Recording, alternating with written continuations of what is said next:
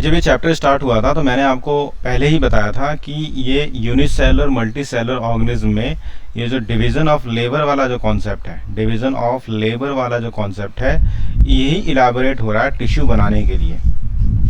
यही इलाबोरेट हो रहा है टिश्यू बनाने के लिए, क्योंकि अगर हम डिफरेंट कार्य करना चाहते हैं और स्पेसिफिक तरीके से और उसमें कुछ स्पेसिफिसिटी लाना चाहते हैं तो हमें टिश्यू की ज़रूरत पड़ेगी। और टिश्यू बनाने के लिए हमें कौन से टाइप की सेल डिवीज़न होनी चाहिए, वो यहाँ मैंने बता रखा है कि सेल डिवीज़न माइटोसिस जो होता है और मियोसिस होता है। दो तरह के सेल डिवीज़न होते हैं, फर्स्ट है माइटोसिस और दूसरा है मियोसिस। माइटोसिस को हम माइटोटिक भी कहते हैं और इक्वेशनल डिवीज़न भी कहते हैं। मियोसिस को मियोटिक और रिडक्शनल डिवीज़न भी कहते हैं। इक्वेशनल डिवीज़न का मतलब ये होता है कि डीएनए कंटेंट जो है वो सेम रहेगा। सेम ऐसे ही अगर डीएनए कंटेंट n है तो 2n रहेगा, अगर 2n है पेरेंट में तो सिबलिंग्स में या डॉटर सेल्स में 2n ही रहेगा। रिडक्शनल डिवीज़न का नेम खुद बता रहा है कि रिडक्शन हो रहा है, कुछ ना कुछ घट रहा है। तो यहाँ पर डीएनए कंटेंट जो होता है वो हाफ हो जाता है, डीएनए कंटेंट जो होता है वो हाफ हो जाता है। माइटोसिस में जो डिवीज़न है वो ग्रोथ और रिपेयर के लिए होती है, ग्रोथ और रिपेयर के लिए माइटोसिस में डिवीज़न होती है, जबकि मियोसिस में जो डिवीज़न होती है वो होती है आपका न्यू सेल्स जो कि स्पर्म और ओवा यानी गैमेट्स बनाने के लिए होती है, गैमेट्स बनाने के लिए होती है। इसके बाद नेक्स्ट है टिश्यू। टिश्यू कहें किसे? तो टिश्यू की एक डेफिनेशन सर मियोसिस में सर रिडक्शन होती है ना? हाँ सर मियोसिस में सेल रिडक्शन होती है ना? हाँ, मियोसिस में रिडक्शनल होती है। देखो मियोसिस जो है ना ये रिडक्शनल डिवीज़न होती है। नेम कुछ ऐसा लगेगा बट अलग अलग है। माइटोसिस माइटोटिक एक बात है, मियोसिस और मियोटिक एक बात है। Okay sir. ओके, देन ये है टिश्यू। टिश्यू कहें किसे? तो हमने कहा कि ग्रुप ऑफ सेल, ऐसे ग्रुप ऑफ सेल जो एक स्पेसिफिक फंक्शन कर रहे हैं उसे हम कह रहे हैं tissue. Groups of cell doing a specific function is called tissue. जैसे सिंगल सेल ऑर्गेनिज्म में एक ही सेल सारे काम कर रहा होता है, एक ही सिंगल सेल जो है वो सारे काम कर रहा होता है। जबकि ग्रुप ऑफ सेल्स में क्या होता है, मल्टी सेलुलर ऑर्गेनिज्म में क्या होता है कि सिर्फ एक फंक्शन करने के लिए यानी एक सिस्टम का वर्क करने के लिए बहुत सारे सेल्स डिफरेंट कार्य कर रहे होते हैं, डिफरेंट ऑर्गन्स होते हैं और उनमें स्पेसिफिसिटी ज़्यादा होती है। सिंपल में क्या था कि एक ही सेल था, वो एनवायरनमेंट से कनेक्टेड था, वो सारे काम अपने एनवायरनमेंट से कनेक्टेड होके लगातार कर रहा था। सर फूड भी वही बनाता है सब? हाँ, फूड भी वही बनाता है, एब्जॉर्प्शन भी वही करता है, रेस्पिरेशन, एक्सक्रीशन, डाइजेशन सब वही करता है। सिंगल सेल कैपेबल होता है सारे काम करने के लिए। और सर मल्टी सेलुलर में हर एक फंक्शन का अलग अलग कार्य होता है, अलग अलग तरीका होता है, स्पेसिफिसिटी होती है। उसी तो हम कहते हैं डिवीजन ऑफ लेबर। यहाँ पे डिवीजन हो गया, लेबर बटी हुई है अलग अलग कार्य करने के लिए।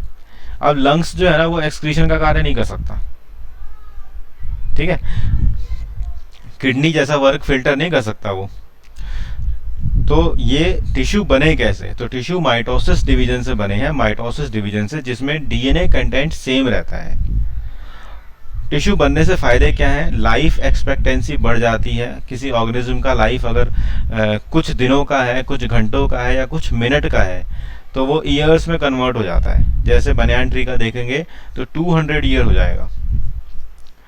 यूनिसेलुलर सर कोई इसके पीछे रीज़न है कि उसकी लाइफ मतलब सर वो बढ़ जाती है? हाँ, लाइफ एक्सपेक्टेंसी बढ़ने का मेन कारण ये है कि वो स्पेसिफिसिटी हो जाता है, स्पेसिफिक हो जाता है ना, उसका वर्क स्पेसिफिक, उसका डिफरेंट फंक्शंस करने का अलग अलग तरीका, और उसमें वो कॉम्प्लेक्सिटी आ रही है। तो कॉम्प्लेक्सिटी इजी लैंग्वेज में बस ऐसे ही समझ के मतलब बोल सकता हूँ कि वर्कलोड कम हो जाता है जिससे मतलब सर लाइफ बढ़ जाती है। आप 10th क्लास में जाओगे ना, वहाँ एक वर्ड है वेरिएशन। वेरिएशन एक वर्ड है। वेरिएशन क्या है कि जो ऑर्गेनिज्म ज़्यादा वेरी करेगा वो एनवायरनमेंट में अच्छे से कोप अप होकर रह जाएगा। तो क्योंकि एनवायरनमेंट चेंजिंग हो रहा है, चेंजिंग एनवायरनमेंट है, जब चेंजिंग एनवायरनमेंट होता है तो जो कॉम्प्लेक्स ऑर्गेनिज्म है उन पे इतना ज़्यादा फर्क नहीं पड़ता। लेकिन जो माइनर ऑर्गेनिज्म है, सिंपल ऑर्गेनिज्म है, उनको ज़्यादा प्रॉब्लम होती है, उनकी लाइफ कम हो जाती है, ख़त्म भी हो जाती है। ठीक है, इसलिए अब आप कॉम्प्लेक्सिटी का मेन यही है कि सब कुछ स्पेसिफिक हो रहा है, सारे फंक्शन स्पेसिफिक तरीके से हो रहे हैं। जैसे वायरस जो आएगा वो हमारे उसको रेस्पिरेटरी सिस्टम को अटैक कर रहा है, डाइजेशन इन सब में कोई दिक्कत नहीं आ रही है, कोई दिक्कत नहीं आ रही है हार्ड एंड फास्ट देखा जाए तो।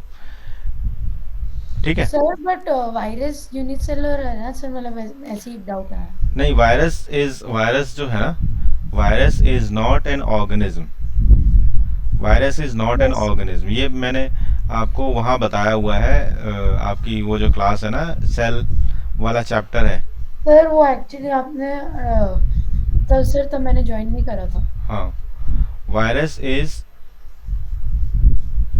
नॉन लिविंग है। Yes sir. Virus is obligatory parasite, obligatory parasite. Obligatory parasite का मतलब क्या होता है? ओब्लिगेटरी पैरासाइट का मतलब क्या होता है? सर जो अटैक करते हैं दूसरे लिविंग के लिए, दूसरे। ओब्लिगेटरी पैरासाइट का मतलब है कि उसके लिए ना कोई कंपलसरी नहीं है कि हमारी बॉडी के साथ आना ही आना है उसे उसके लिए कोई कंपलसरी नहीं है कि हमारी लिविंग कंडीशन, उसको अपना अस्तित्व बनाए रखने के लिए हमारी बॉडी पे आना ही आना है।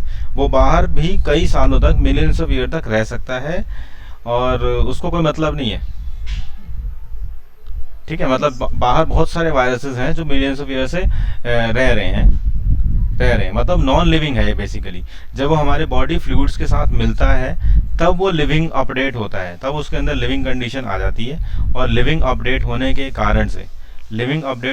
कारण से वो हमारी मशीनरी को यूज़ करने लग जाता है और सेल डिवीजन करके पॉइजनस सब्सटेंस बनाता है, प्रोटीन। और जो प्रोटीन उसके को कॉपी करते हैं, उसका नंबर बढ़ाते हैं, और नंबर बढ़ाते हैं तो हमारी बॉडी के कई सारे बॉडी फ्लूइड्स को यूज़ करता है और हमारी बॉडी में कमी हो जाती है अलग अलग डिफरेंट चीज़ों की। तो हमारा सिस्टम किसी एक पर्टिकुलर सिस्टम पे ये हैक कर लेता है उसको और उसको यूज़ करने लग जाता है अपने लिए। बट इसका कोई सिस्टम नहीं है, इसके अंदर सिस्टम नहीं है, एक सेल ही नहीं है कंप्लीट। बेसिकली सेल में सिर्फ या तो प्रोटीन होगा, या सिर्फ डीएनए होगा, या सिर्फ आरएनए होगा। सेल कंप्लीट होने के लिए सेल वॉल, जो सेल मेम्ब्रेन है, न्यूक्लियस है और साइटोप्लाज्म है, ये बहुत ज़रूरी है सेल कंप्लीट होने के, जिसे हम सेल कहें। तो वायरस जो है ना, सर मैं सुन चुका सर, बहुत बार बोलते हैं कि वायरस इस प्रोटीन का बना है सर। हाँ। तो सर मतलब कंप्लीट सेल नहीं है, इसलिए वो नॉन लिविंग में माना जाता है। हाँ, कंप्लीट सेल नहीं है वो। और ओब्लिगेटरी पैरासाइट है। ओब्लिगेटरी का मतलब ये है कि ये चांस मिल गया तो अपने अंदर आके मल्टीप्लाई करने लग जाता है, और चांस नहीं मिला तो कोई बात नहीं, बाहर पड़ा हुआ है, मतलब ये डेड नहीं है ना ये, मतलब ये अपनी जो अस्तित्व है उससे बनाए रखेगा, बाहर पड़ा रहेगा कई सालों तक उसके बाद भी। इसे ये जरूरी नहीं है कि हमारी बॉडी के अंदर आए या ये लिविंग बाहर रह के मर जाएगा, ऐसा कुछ नहीं है। Yes sir. तो ये है। इसके बाद यहाँ पर टिश्यू हमने दो टाइप से पढ़ा था, प्लांट टिश्यू और एनिमल टिश्यू, जो हमारे सिलेबस में है, प्लांट टिश्यू और एनिमल टिश्यू। प्लांट टिश्यू को फिर हमने इलेबोरेट किया था मेरिस्टेमेटिक टिश्यू और परमानेंट टिश्यू।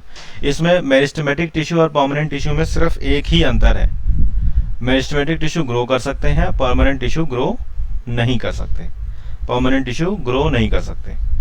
ठीक है, मेरिस्टेमेटिक टिश्यू से ही परमानेंट टिश्यू बनते हैं, मेरिस्टेमेटिक टिश्यू से ही परमानेंट टिश्यू बनते हैं। जब मेरिस्टेमेटिक टिश्यू का शेप डिफाइन हो जाएगा, शेप और साइज डिफाइन हो जाएगा और वो स्पेसिफिक कार्य करने लग जाएंगे सिर्फ, और ग्रोथ नहीं होगी, तो परमानेंट टिश्यू में वो कन्वर्ट हो चुके हैं। तो सर इन अ वे तो सर परमानेंट टिश्यू इसको ना ग्रो हो ही रहे हैं ना सर, मेरिस्टेमेटिक के थ्रू। पेरिस्टेमेटिक टिश्यू से परमानेंट टिश्यू बन रहे हैं, और एक बार जब वो परमानेंट हो गया तो उसकी ग्रोथ रुक गई ना। अच्छा, उस वे में, ओके सर। इसलिए हम कह रहे हैं कि परमानेंट हो गया, वो अपना काम उसका पक्का हो गया कि उसे यही करना है। ठीक है, फिर मेरिस्टेमेटिक टिश्यू को 3 पार्ट्स में डिवाइड किया गया है टाइप ऑफ मेरिस्टेमेटिक टिश्यू में, एपिकल मेरिस्टम, इंटरकैलरी मेरिस्टम और lateral meristem. Apical meristem, intercalary meristem और लेटरल मेरिस्टम।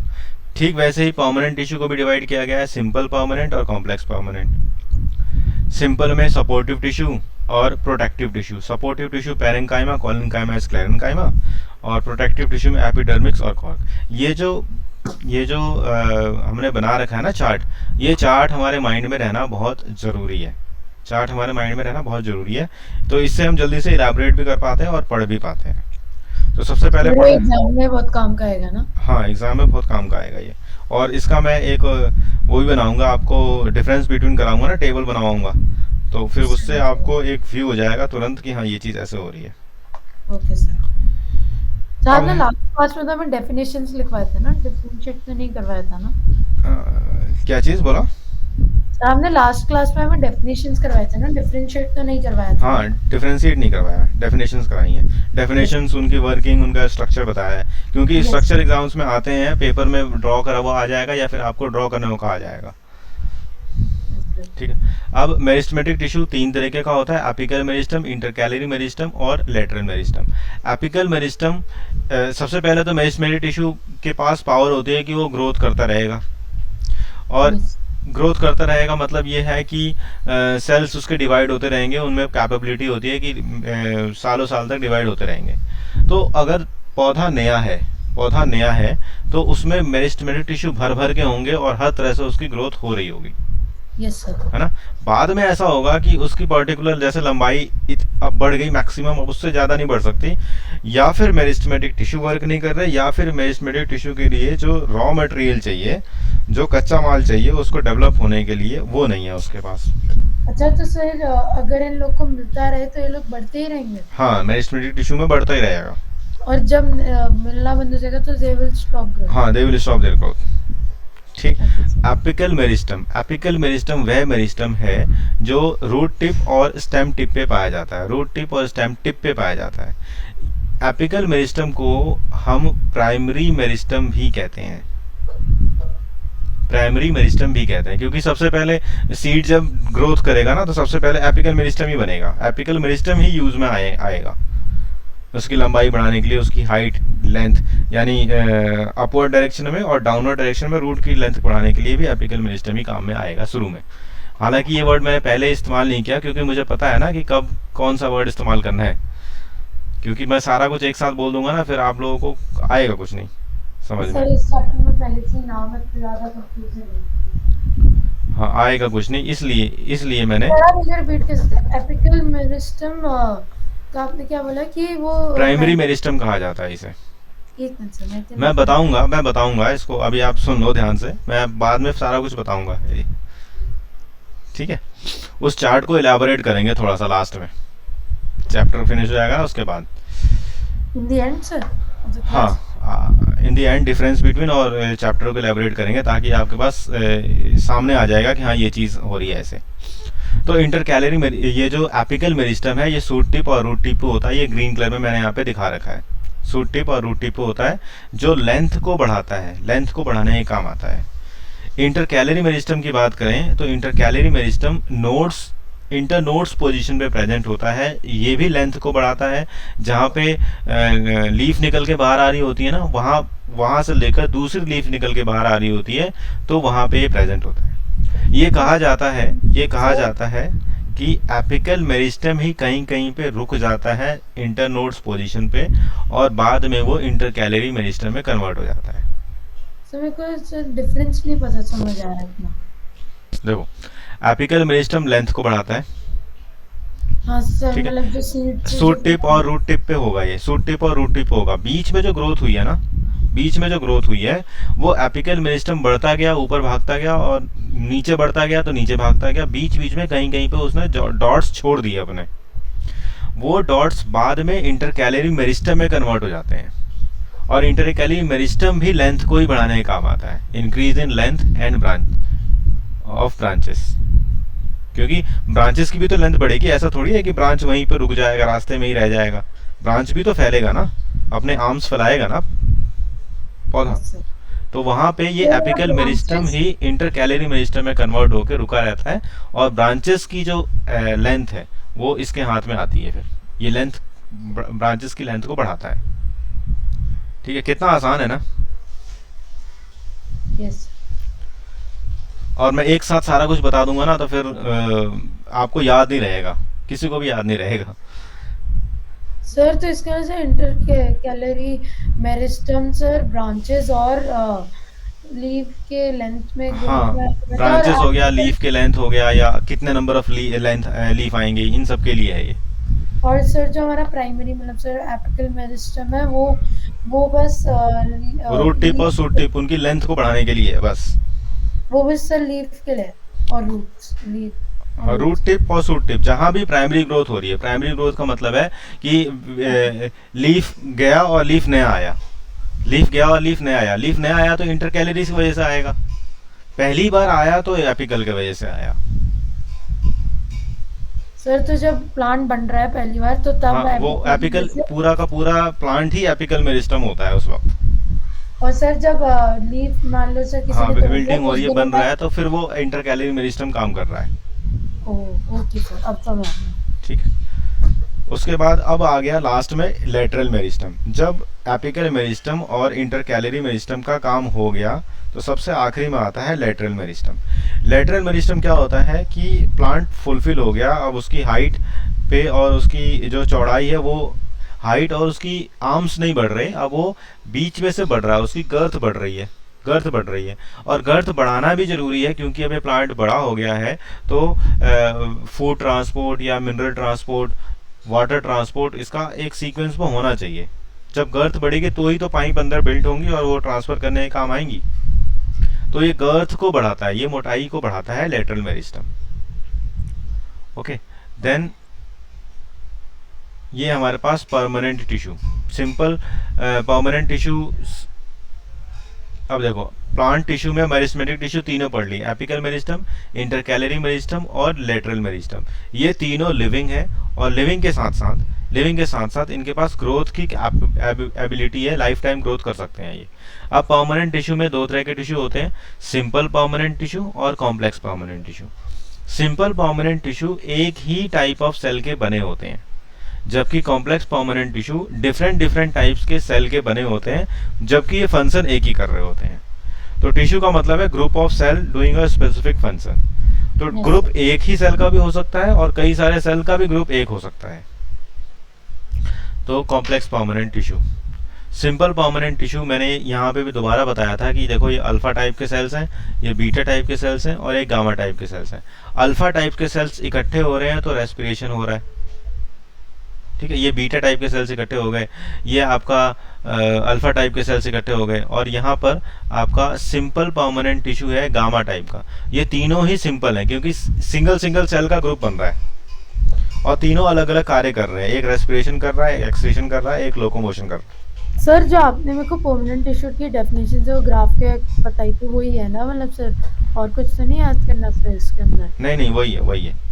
और complex tissue, simple permanent tissue ये रहा। कॉम्प्लेक्स टिश्यू में क्या है कि कई सारे सेल मिलके एक ग्रुप बना लेते हैं, अलग अलग डिफरेंट टाइप्स के सेल मिलके ग्रुप बना रहे हैं, तो इसे हम कह रहे हैं complex permanent tissue, complex permanent tissue.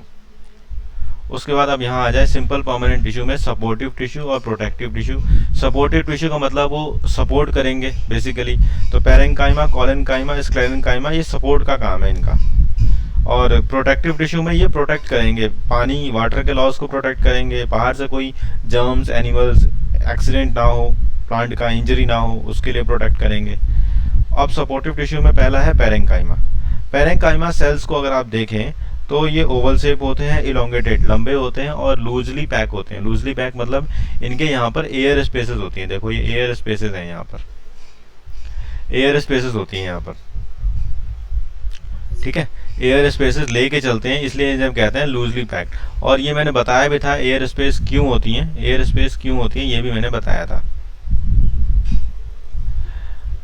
Okay, then we have, पूरी बॉडी में पाई जाती हैं ये पैरेन्काइमा सेल्स और इनका मेन काम होता है स्ट्रेंथ प्रोवाइड करना, फूड और न्यूट्रिशन आपने इसका स्टोर करना। एक्वेटिक प्लांट्स के लिए sir parenchyma have large cavities to store air and are called as aerenchyma. हाँ, ये पैरेन्काइमा, हाँ पैरेन्काइमा सेल्स की मॉडिफिकेशन है जो मैंने यहाँ बताया था कि पैरेन्काइमा सेल्स में क्लोरोफिल होता है जो फोटोसिंथेसिस करने में हेल्प करता है, तो उस टाइप को हम कहते हैं पैरेन्काइमा।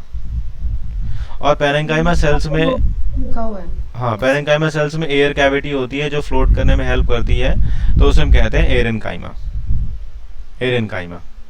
Yes sir. ठीक, ये पेरेंकाइमा सेल्स के टाइप्स हैं। फिर आ जाओ कॉलेनकाइमा सेल्स में।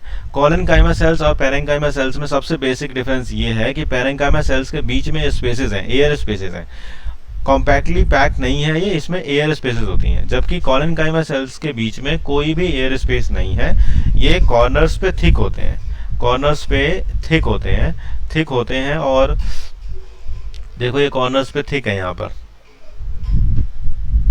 अच्छा सर, मेरे को लगा ये जो आपने येलो डॉट्स बनाया है वो आपने एयर होल्स दिखाने की कोशिश की है। नहीं नहीं, ये कॉर्नर्स पे थिक होते हैं, इनमें कोई भी सेलुलर स्पेस नहीं होती, सेलुलर स्पेस नहीं होती, ये कॉर्नर्स पे थिक होते हैं। तो मैंने यहाँ पर थिकनेस के हिसाब से ये बताया है कि ये कॉर्नर्स पे थिक है। अब क्योंकि वो कॉर्नर्स पे थिक है तो ये भी कॉर्नर्स हैं उसके, तो ये कॉर्नर्स ये भी थिक है यहाँ पर। सर इसकी शेप कैसे बदल गई ऊपर वाले?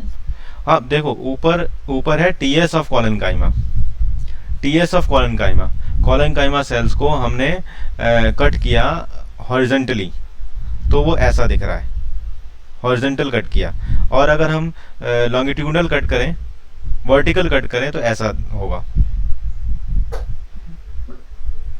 ठीक है, हॉरिजेंटल कट करते हैं, जैसे आप कैरेट को, रेडिस को गोल गोल काट रहे हो, तो वैसा कट करेंगे तो ऊपर वाला सेल दिखेगा, कॉलेनकाइमा सेल्स वैसा दिखेगा।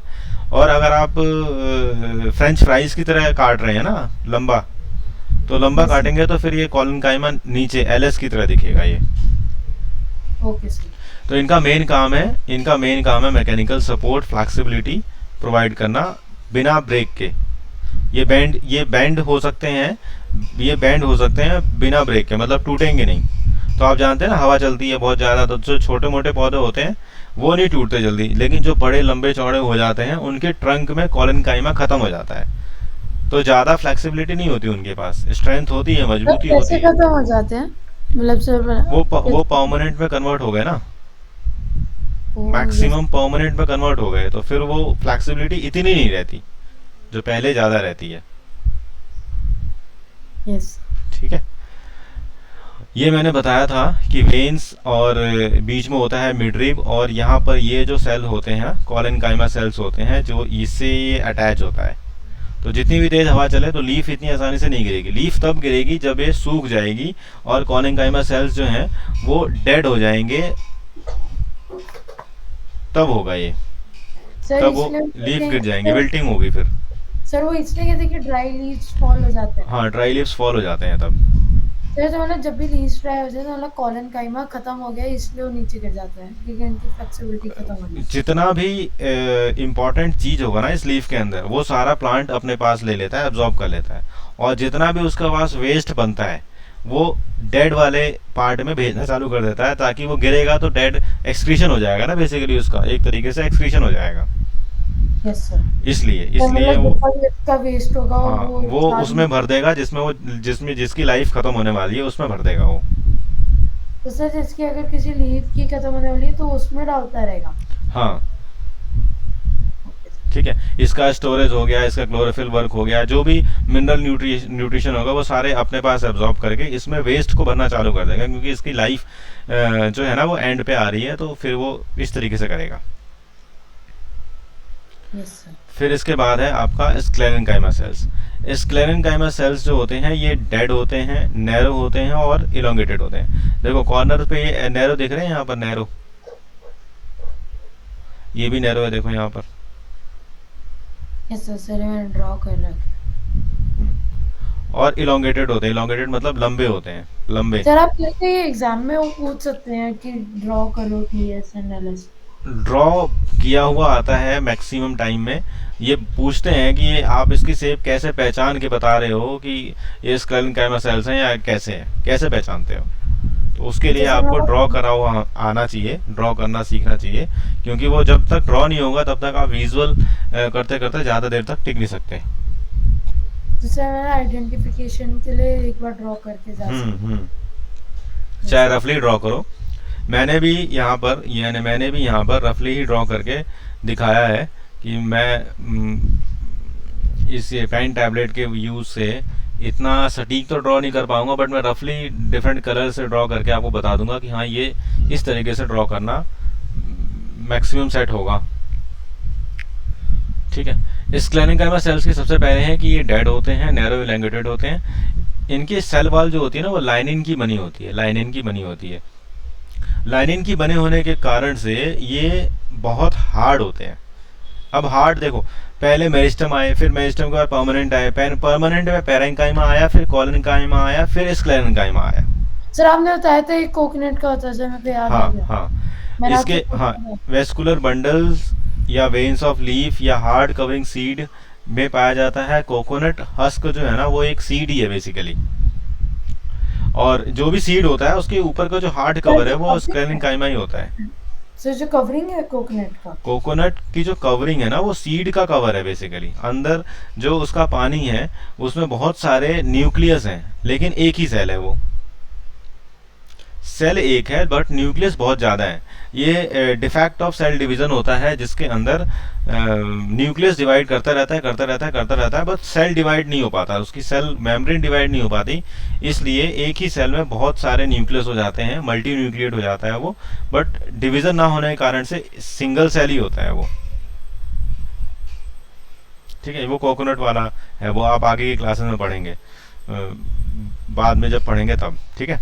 इट ऑल्सो प्रोवाइड मैकेनिकल तो स्ट्रेंथ। मेरा डाउट है कि सर तो हम लोग इसमें पानी को सीड कैसे मान सकते हैं? वैसे मेरे को वही नहीं। पानी न्यूक्लियस है, वो कोकोनट जो है ना वो एक सीड है।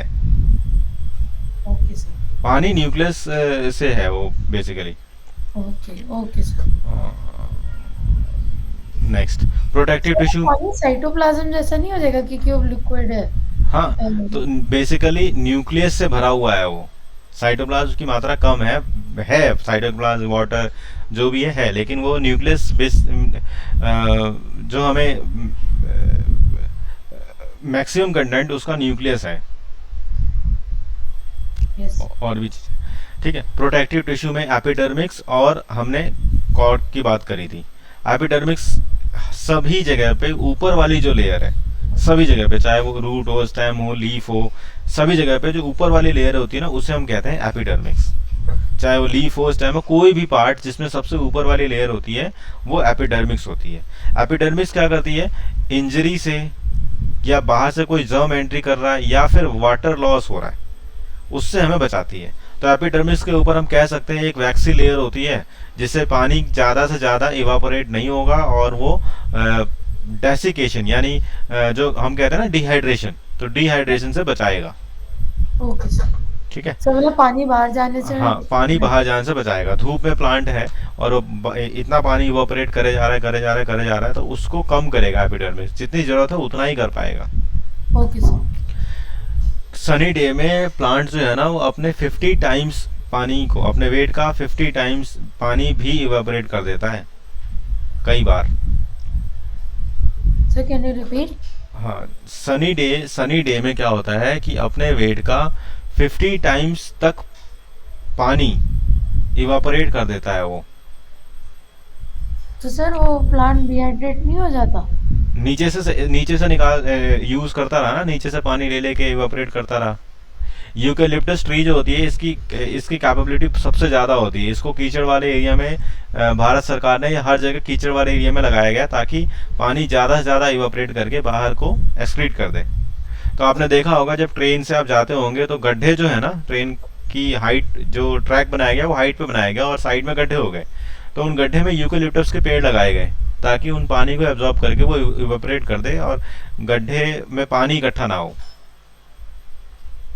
Okay sir. तो सर मतलब प्लांट इवेपोरेट करता रह सकता है क्योंकि उसमें रूट्स से पानी मिलता रहता है और से वो पानी निकलता है। हाँ हाँ, और इवेपोरेट करने से उसकी कूलिंग भी होती है, नहीं तो वो जल जाएगा धूप में। Yes sir. हाँ, it forms a continuous layer without space. इसका कोई स्पेस नहीं होता, बट कहीं कहीं पे छोटे छोटे पोर्स होते हैं, कहीं कहीं पे स्मॉल ओपनिंग्स होती हैं जिसे हम कहते हैं एस्टोमेटा। एस्टोमेटा को पकड़ने के लिए गार्ड सेल्स होते हैं। देखो ये गार्ड सेल्स हैं हमारे पास। ठीक है, एस्टोमेटा को पकड़ने के लिए हमारे पास है गार्ड सेल्स। सर जब मतलब उसकी पोजीशन को होल्ड करके रखते हैं। हाँ हाँ, ठीक है, ये guard cells. Very good evening बेटा। हमें ये पहले जो करा है ना इसको जरा देख रहे हैं और फिर उसके बाद आगे पढ़ेंगे। Okay sir. हाँ ठीक है। Stomata facilitate gaseous exchange and transpiration in plants. तो एपिडर्मिस में कहीं कहीं पे छोटे छोटे छेद छोड़ दिए गए हैं। वो जो छेद हैं एक तरह से नोज हैं प्लांट के, जो ट्रांसपिरेशन या एक्सचेंज ऑफ गैसेस के काम आते हैं। ठीक है। प्रोटेक्टिव टिश्यू में अब कॉर्क की बात करें तो बॉटल के स्टॉपर्स जो होते हैं वो कॉर्क के ही बनाए जाते हैं। ये जो एपिडर्मिक्स है वो सिंगल लेयर होता है पूरी बॉडी के ऊपर। कॉर्क जो होता है वो डेड सेल्स का बहुत सारी लेयर होती हैं। इनके बीच में कोई भी इंटरसेलुलर स्पेस नहीं होता और इंजरी, जर्म्स और वाटर लॉस से ये भी बचाते हैं जैसे एपिडर्मिक्स बचा रहा होता है। अंतर सिर्फ ये है कि कॉर्क जो होता है ना वो हार्ड कवर हो जाता है मैनी सेल्स का, एपिडर्मिक्स सिंगल लेयर होता है। इनका भी थिक सेल वॉल होता है और इसके बीच में वैक्सी कवरिंग होती है जिसे हम कहते हैं सुबेरिन, जो पानी लॉस होने से बचाता है, जो पानी लॉस होने से बचाता है। ठीक है, यहां तक हमने पढ़ा था लास्ट क्लास में ना। अब हम आज से यहां से स्टार्ट कर रहे हैं नई क्लास और इसमें आज हमें पढ़ना है कॉम्प्लेक्स परमानेंट टिश्यू के बारे में, कॉम्प्लेक्स परमानेंट टिश्यू के बारे में। तो चलिए शुरू करते हैं कॉम्प्लेक्स परमानेंट टिश्यू।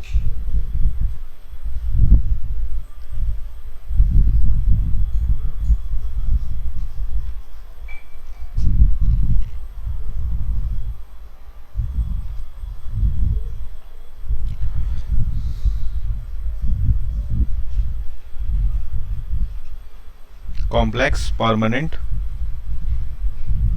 टिश्यू।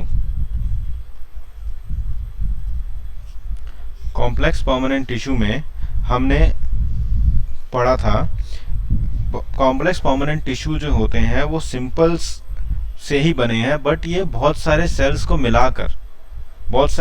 मिलाकर एक ग्रुप बन जाता है जिसमें वो एक स्पेसिफिक काम कर रहे होते हैं और एक स्पेसिफिक यूनिट के साथ काम कर रहे होते हैं। उनका एक पर्टिकुलर वर्क होता है कि हमें यही करना है। ठीक है, तो complex permanent tissue consist of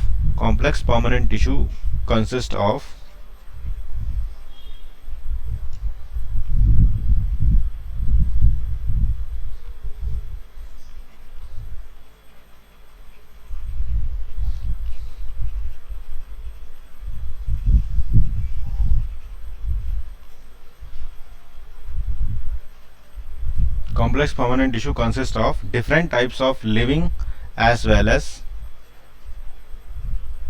different types of living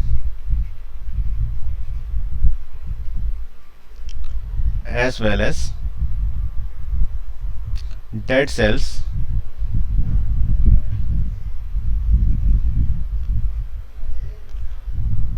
which work together as a unit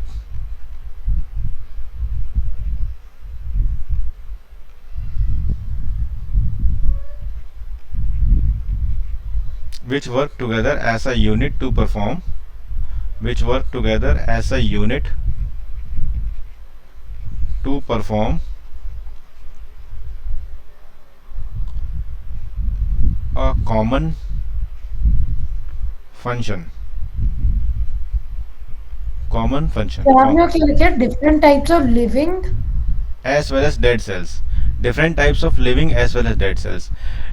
जो टाइप्स ऑफ सेल होंगे ना उसमें लिविंग भी होगा और डेड भी होगा, जैसे मैंने आपको यहाँ पर बताया था कि कॉम्प्लेक्स टिश्यू बन रहे हैं डिफरेंट टाइप्स के सेल्स के, डिफरेंट टाइप्स ऑफ सेल के। जैसे ये बताया है कॉम्प्लेक्स टिश्यू, यहाँ पर सिंपल सेल है ए, यहाँ पर कई सारे सेल्स हैं, बी के भी हैं, सी के भी हैं, डी के, ई के, किसी के भी हो सकते हैं। अब मान लीजिए कि बी वाला जो है ना वो लिविंग सेल है और सी वाला जो है ना नॉन लिविंग है, लेकिन ये मिलके काम कर रहे हैं, एक पर्टिकुलर काम कर रहे हैं, तो कॉम्प्लेक्स परमानेंट टिश्यू में आ गई है। तो लिविंग भी हो सकते हैं, डेड भी हो सकते हैं और उनका ग्रुप होगा जो एक कॉमन काम कर रहा होगा। मान लीजिए ये अल्फा बीटा गामा है, अल्फा के लिविंग सेल्स हैं, बीटा के डेड सेल्स हैं, गामा के भी डेड सेल्स हैं। ठीक है, अब बीटा क्या कर रहा है? बीटा सिर्फ प्रोटेक्शन प्रोवाइड कर रहा है, अल्फा मेन काम कर रहा है और गामा अल्फा को सपोर्ट कर रहा है। तो तीनों मिलके एक ही कार्य कर रहे हैं बेसिकली, वाटर ट्रांसपोर्ट का या फिर फूड ट्रांसपोर्ट का। तो ये कॉम्प्लेक्स परमानेंट टिश्यू का हो गया। It consist of living as well as dead cells it consist of living as well as dead cells to perform as a unit, to work as a unit and perform a common function. तो complex permanent tissue दो type के होते हैं। Complex permanent tissue दो type के होते हैं। First type है जाइलम, सेकंड टाइप है फ्लोएम। जाइलम और फ्लोएम। जाइलम में अगर हम देखें तो most of the cells are dead, most of the cells are dead. Maximum cell जो होते हैं इसके डेड होते हैं। मोस्ट ऑफ द सेल मतलब सारे नहीं, किसी एक को छोड़ के सारे डेड होते हैं। और यहाँ पे अगर देखें फ्लोएम में तो most of the cells are living, most of the cells are living. अब हम एक एक करके जाइलम और फ्लोएम के बारे में पढ़ेंगे और ये भी पढ़ेंगे कि कौन सा इसमें डेड है, कौन सा लिविंग है, कौन सा इसमें डेड है और कौन सा लिविंग है। आपके पास बुक होगी, आपके पास बुक होगी, पेज नंबर 72 पे देखिए जरा, पेज नंबर 72 पे देखिए। बुक लेके बैठे होंगे ना आप लोग? Yes sir. हाँ, पेज नंबर 72 पे देखिए। सर एक मिनट से मैं नोट कर से फिर खोल लो। हाँ, नोट कर लो। इस चैप्टर में थोड़ा टाइम लग रहा है क्योंकि इसमें राइटअप भी बहुत है और समझने को बहुत सारा है।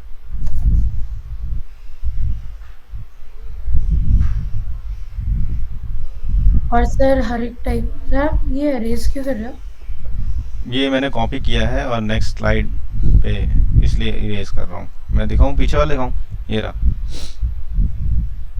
Yes.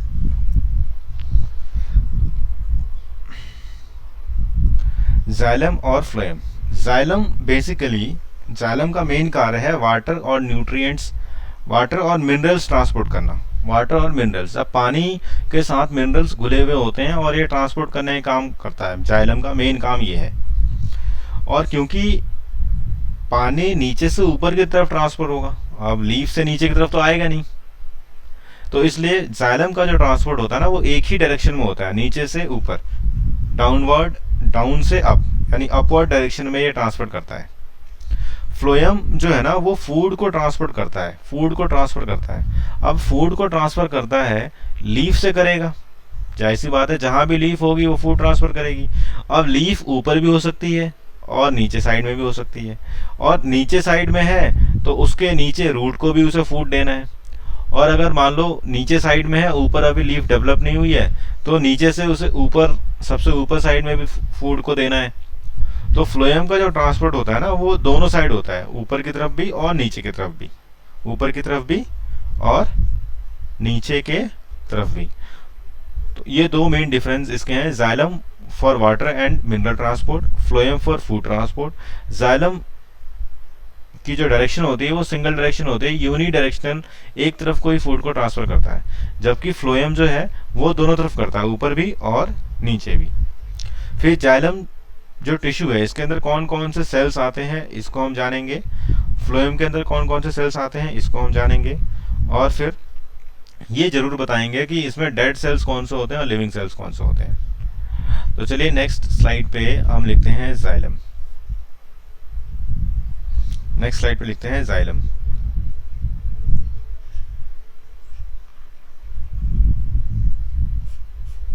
Xylem, okay. First point, it transport water and mineral, water and minerals, water and minerals. अब ये आप समझ जाएंगे, from root to leaf, from root to leaf, from root to leaf of plant, ठीक है। सेकंड पॉइंट, इसका जो transfer होता है ना वो यूनी डायरेक्शनल होता है, यूनी डायरेक्शनल मीन्स यूनिडायरेक्शनल का मतलब क्या हुआ बताया मैंने अभी, एक ही साइड। हाँ, most things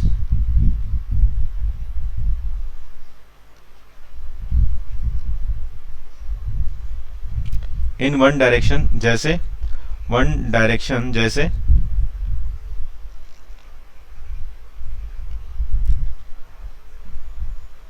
from root to leaf,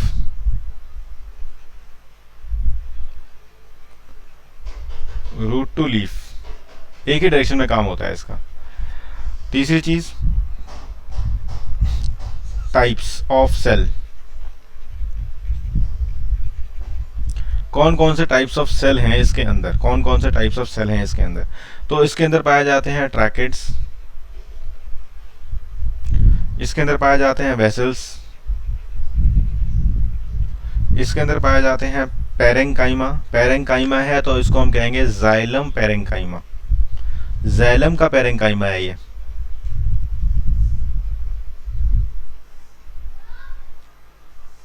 xylem parenchyma. और इसके अंदर है, डिफरेंस है हाँ बताओ। सर, इसके अंदर कुछ डिफरेंस है उससे पेरेंकाइमा जो नॉर्मल वाला था? मैं बताता हूँ, मैं बताता हूँ।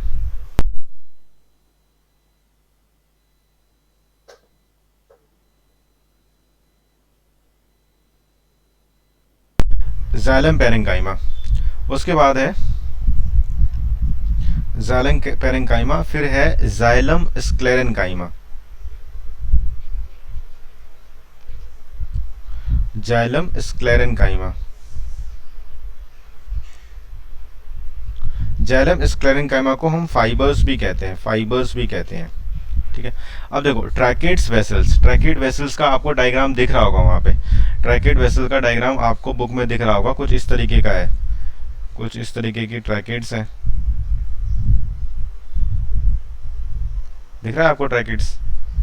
यहाँ पर होल्स हैं कुछ, देखो ऐसे करके होल्स बने हुए हैं, Yes, sir. पिट।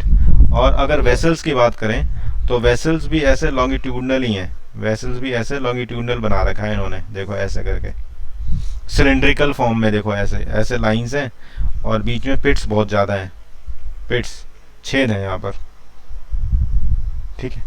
अब अगर जाइलम पेरेंकाइमा को देखें तो जाइलम पेरेंकाइमा आपको कुछ ऐसे बना रखा है इन्होंने,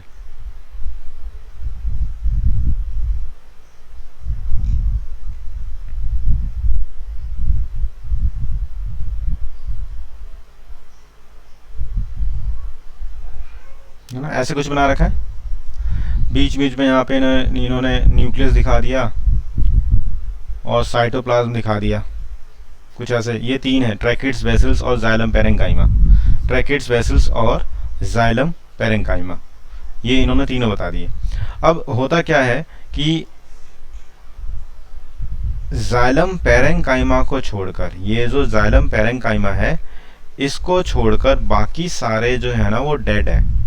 जाइलम पेरेंकाइमा को छोड़कर बाकी सारे सेल्स डेड है, ट्रैकेट्स भी डेड है, वेसल्स भी डेड है और जाइलम स्क्लेरेनकाइमा भी डेड है। अब आप कहोगे सर कि पेरेंकाइमा आपने पढ़ाया तो ये पेरेंकाइमा फिर यहाँ से आ गया, तो आपने पेरेंकाइमा क्यों नहीं लिखा, जाइलम का पेरेंकाइमा क्यों लिखा है? तो मैं ये कह रहा हूँ कि ये चारों एक ग्रुप में मिलके काम कर रहे हैं, ये अलग अलग होके काम नहीं कर रहे। ये ट्रैकेट्स इस वेसल्स के अंदर है, ये ट्रैकेट्स है, ये आपका वेसल्स है और ये जाइलम पेरेंकाइमा है, ये तीनों मिलके काम कर रहे हैं, एक दूसरे को सपोर्ट होके काम कर रहे हैं और पानी को ऊपर चढ़ाने में हेल्प कर रहे हैं। और ये तीनों जो है वो स्क्लेरेनकाइमा से बंधे हुए हैं, स्क्लेरेनकाइमा सेल से बंधे हुए हैं, तभी तो उनको सपोर्ट कर रहा है। ये स्क्लेरेनकाइमा सेल से तीनों के तीनों बंधे हुए हैं, प्रोटेक्टिव नेचर है। आप खुद सोचो कि पेरेंकाइमा सेल्स का क्या काम था, स्टोरेज का काम था। Hello, Yes, sir. हाँ, पेरेंकाइमा सेल्स का स्टोरेज का काम था। स्क्लेरेनकाइमा सेल्स का काम क्या था, प्रोटेक्शन और सपोर्ट। और यहाँ पर ऐड जो हो रहे हैं ना ट्रैकेट्स और वेसल्स, इनका मेन काम है कि पानी को बिट बाय बिट ऊपर की तरफ पहुंचाना, पानी को बिट बाय बिट ऊपर की तरफ पहुंचाना, इनका ये मेन काम है। तो फोर्थ पॉइंट में मैं लिख रहा हूं, mainly consist of dead cells, mainly consist of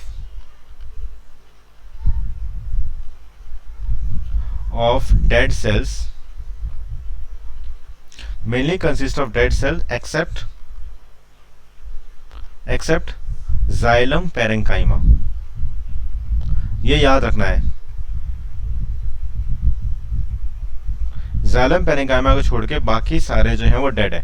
अब देखो पानी आपके टेबल पे गिर गया, मैं अभी चाय पी रहा था या पानी पी रहा था, मेरा पानी गिर गया, तो मैं क्या करता हूँ, एक रफ पेपर होता है उसको ऊपर बिछा देता हूँ।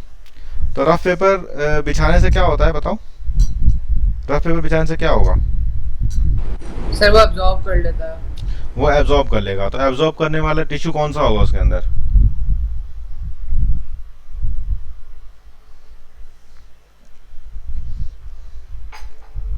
एब्जॉर्ब करने वाला टिश्यू कौन सा होगा? जाइलम होगा।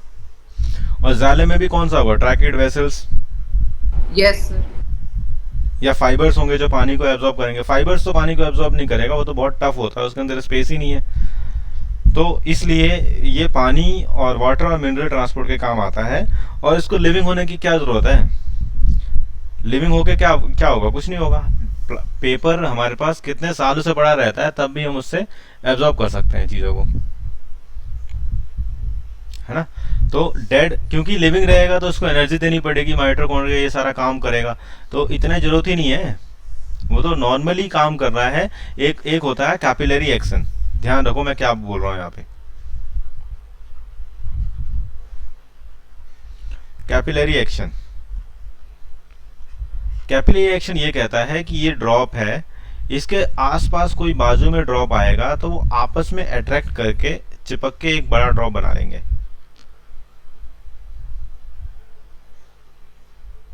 और फिर ये ड्रॉप आपस में कनेक्टेड होते होते आगे की तरफ, क्योंकि आगे यहाँ ड्रॉप यहाँ ड्रॉप यहाँ ड्रॉप ऐसे मिलता जाएगा, तो आगे की तरफ बढ़ते बढ़ते ये ऊपर तक पहुंच जाते हैं एक हाइट तक। उस हाइट पे पहुंचने के बाद फिर प्लांट का दूसरा काम होता है कि ये ऊपर को एब्जॉर्ब करे।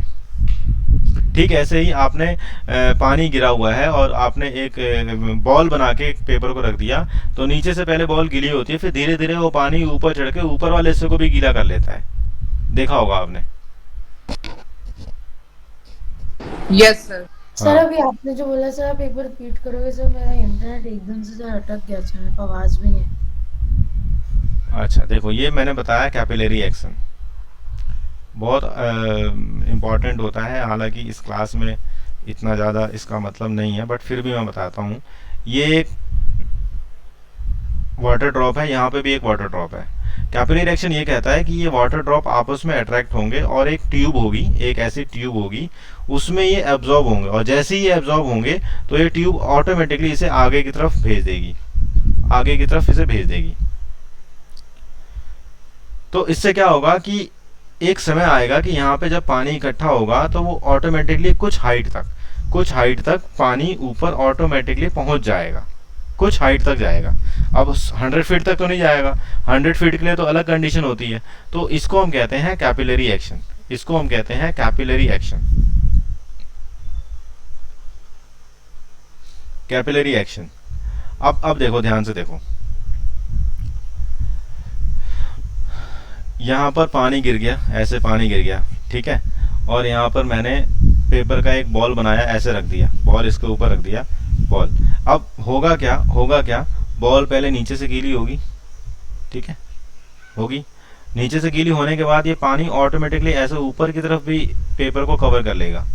फिर ज्यादा पानी हुआ तो धीरे धीरे वो ऊपर वाले हिस्से में भी पानी पहुंच जाएगा। हमने क्या करा, हमने तो सिर्फ पानी का कनेक्शन इतना ही दिया ना, हमने ऊपर थोड़ी दिया है, ऊपर हमने पानी का कनेक्शन नहीं दिया, लेकिन पानी ऑटोमेटिकली ऊपर की तरफ चढ़ रहा है इसके अंदर। तो इसी एक्शन को हम कैपिलरी एक्शन कहते हैं,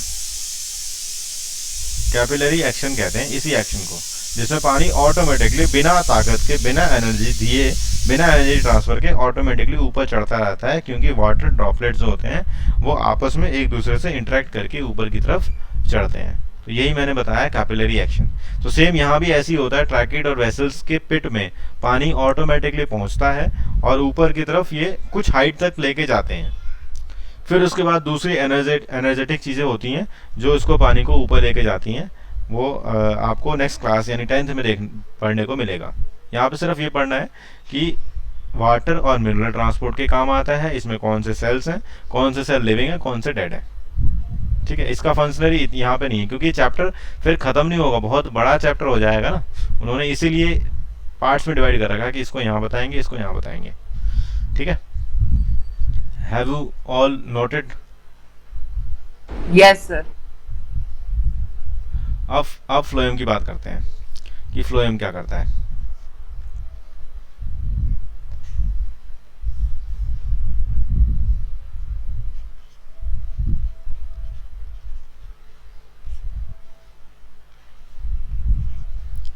फ्लोएम है transport food from site of photosynthesis, transport food from site of photosynthesis, site of photosynthesis पे फूड बना, फूड क्या बना, ग्लूकोज बना, और उसको ट्रांसफर करना है सिंक तक।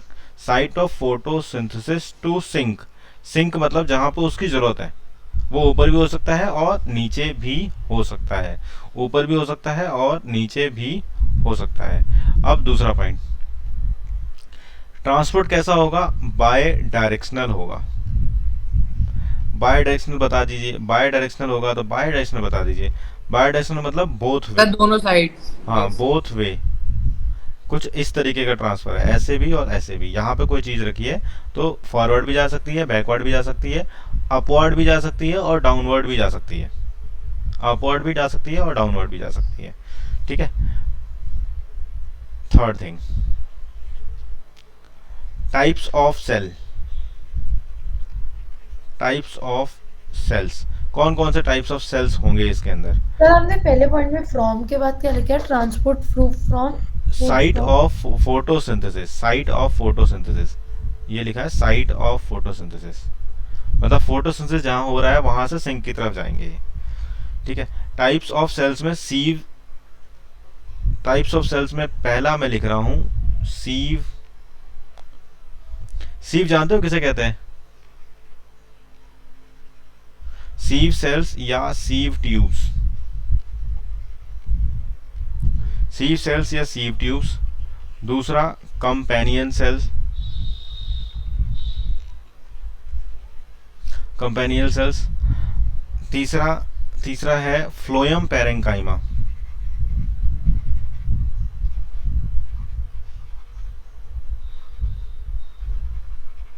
Phloem parenchyma.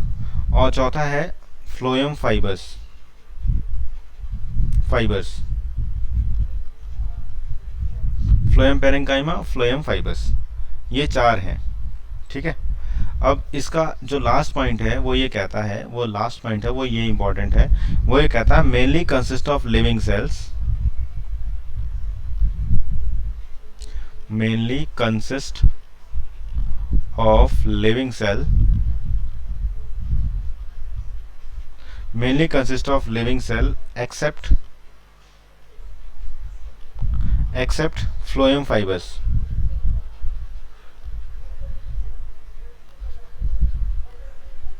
Phloem fibres. सिर्फ फ्लोएम फाइबर्स को छोड़ के बाकी सारे जो हैं, ये सारे जो है ना वो डेड हैं।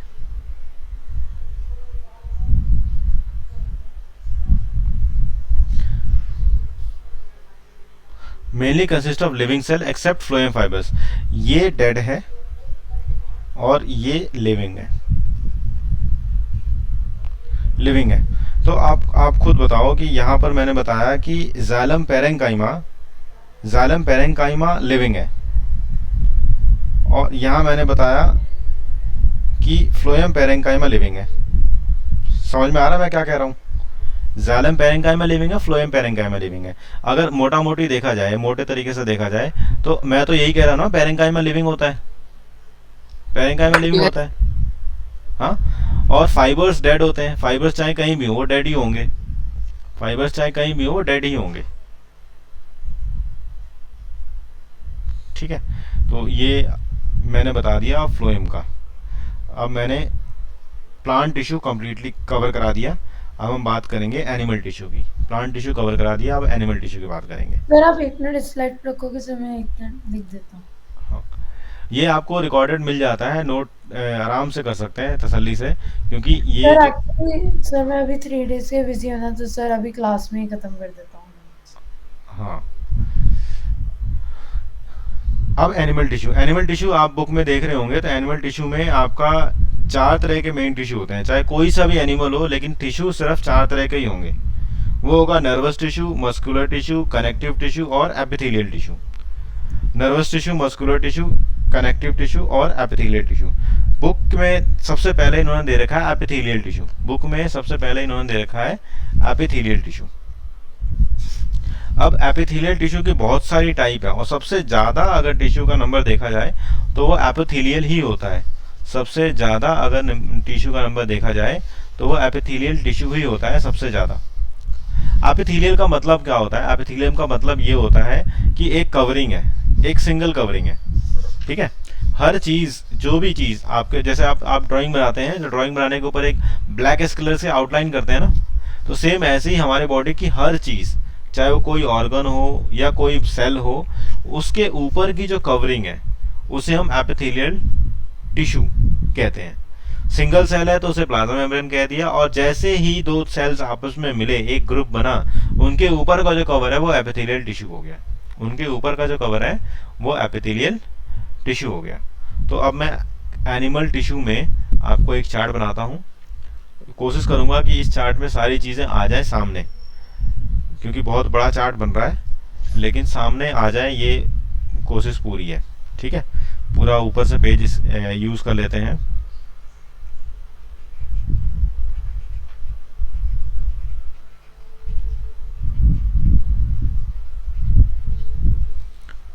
Animal tissue. एनिमल टिश्यू को डिवाइड किया गया है 4 डिफरेंट टाइप्स ऑफ टिश्यू में। इसका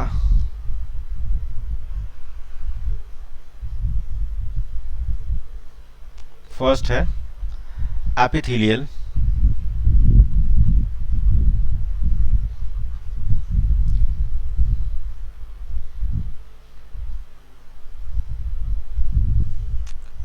फर्स्ट है एपिथेलियल, एपिथेलियल टिश्यू। सेकंड है कनेक्टिव टिश्यू,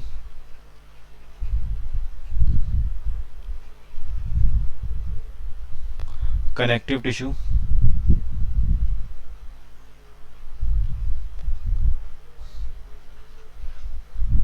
थर्ड है muscular tissue,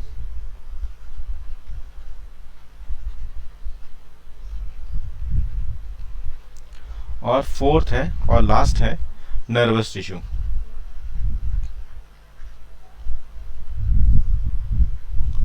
nervous tissue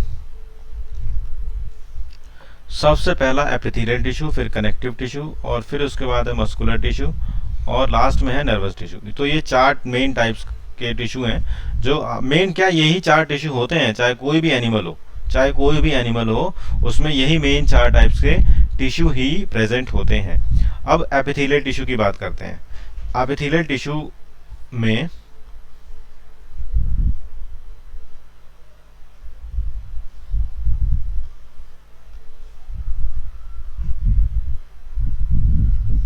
epithelial tissue में पहला जो है उसे हम कहते हैं squamous epithelium.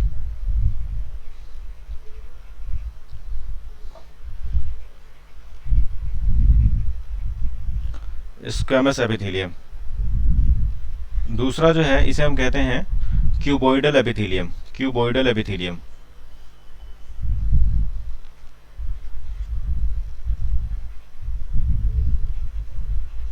Cuboidal epithelium.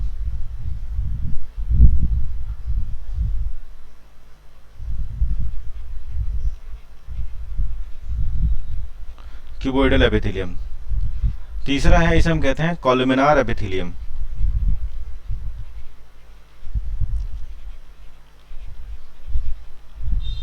कॉलमिनार epithelium.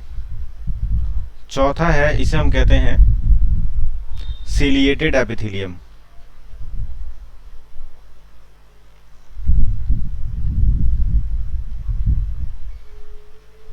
Ciliated epithelium. और पांचवा और आखिरी है ग्रैंडुलर एपिथेलियम।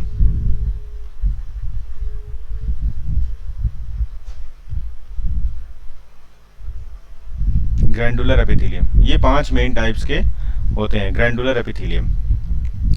कनेक्टिव टिश्यू की बात करें तो कनेक्टिव टिश्यू भी डिफरेंट पार्ट्स में डिवाइडेड होता है। कनेक्टिव टिश्यू भी डिफरेंट पार्ट्स में डिवाइड होता है, इसमें भी कई सारे टाइप्स हैं। कनेक्टिव टिश्यू में पहला टाइप है एरियोलर टिश्यू। Areolar tissue.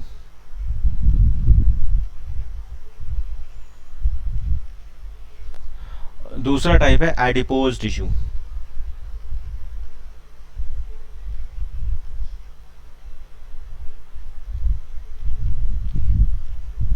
तीसरा टाइप है स्केलेटन टिश्यू।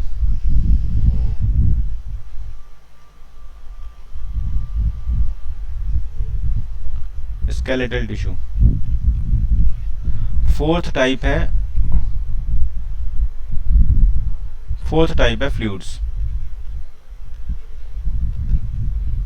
फोर्थ टाइप है fluids. Areolar tissue, adipose tissue, skeleton tissue और फ्लूइड्स। अब ये जो स्केलेटन टिश्यू है, ये फर्दर डिवाइडेड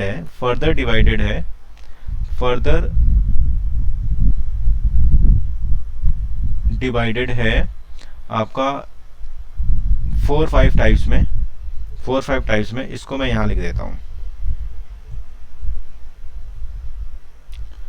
पहला है स्केलेटन टिश्यू में, पहला है टेंडन।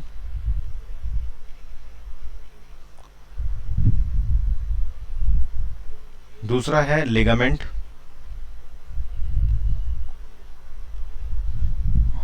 तीसरा है बोन और चौथा है कार्टिलेज। चौथा है कार्टिलेज।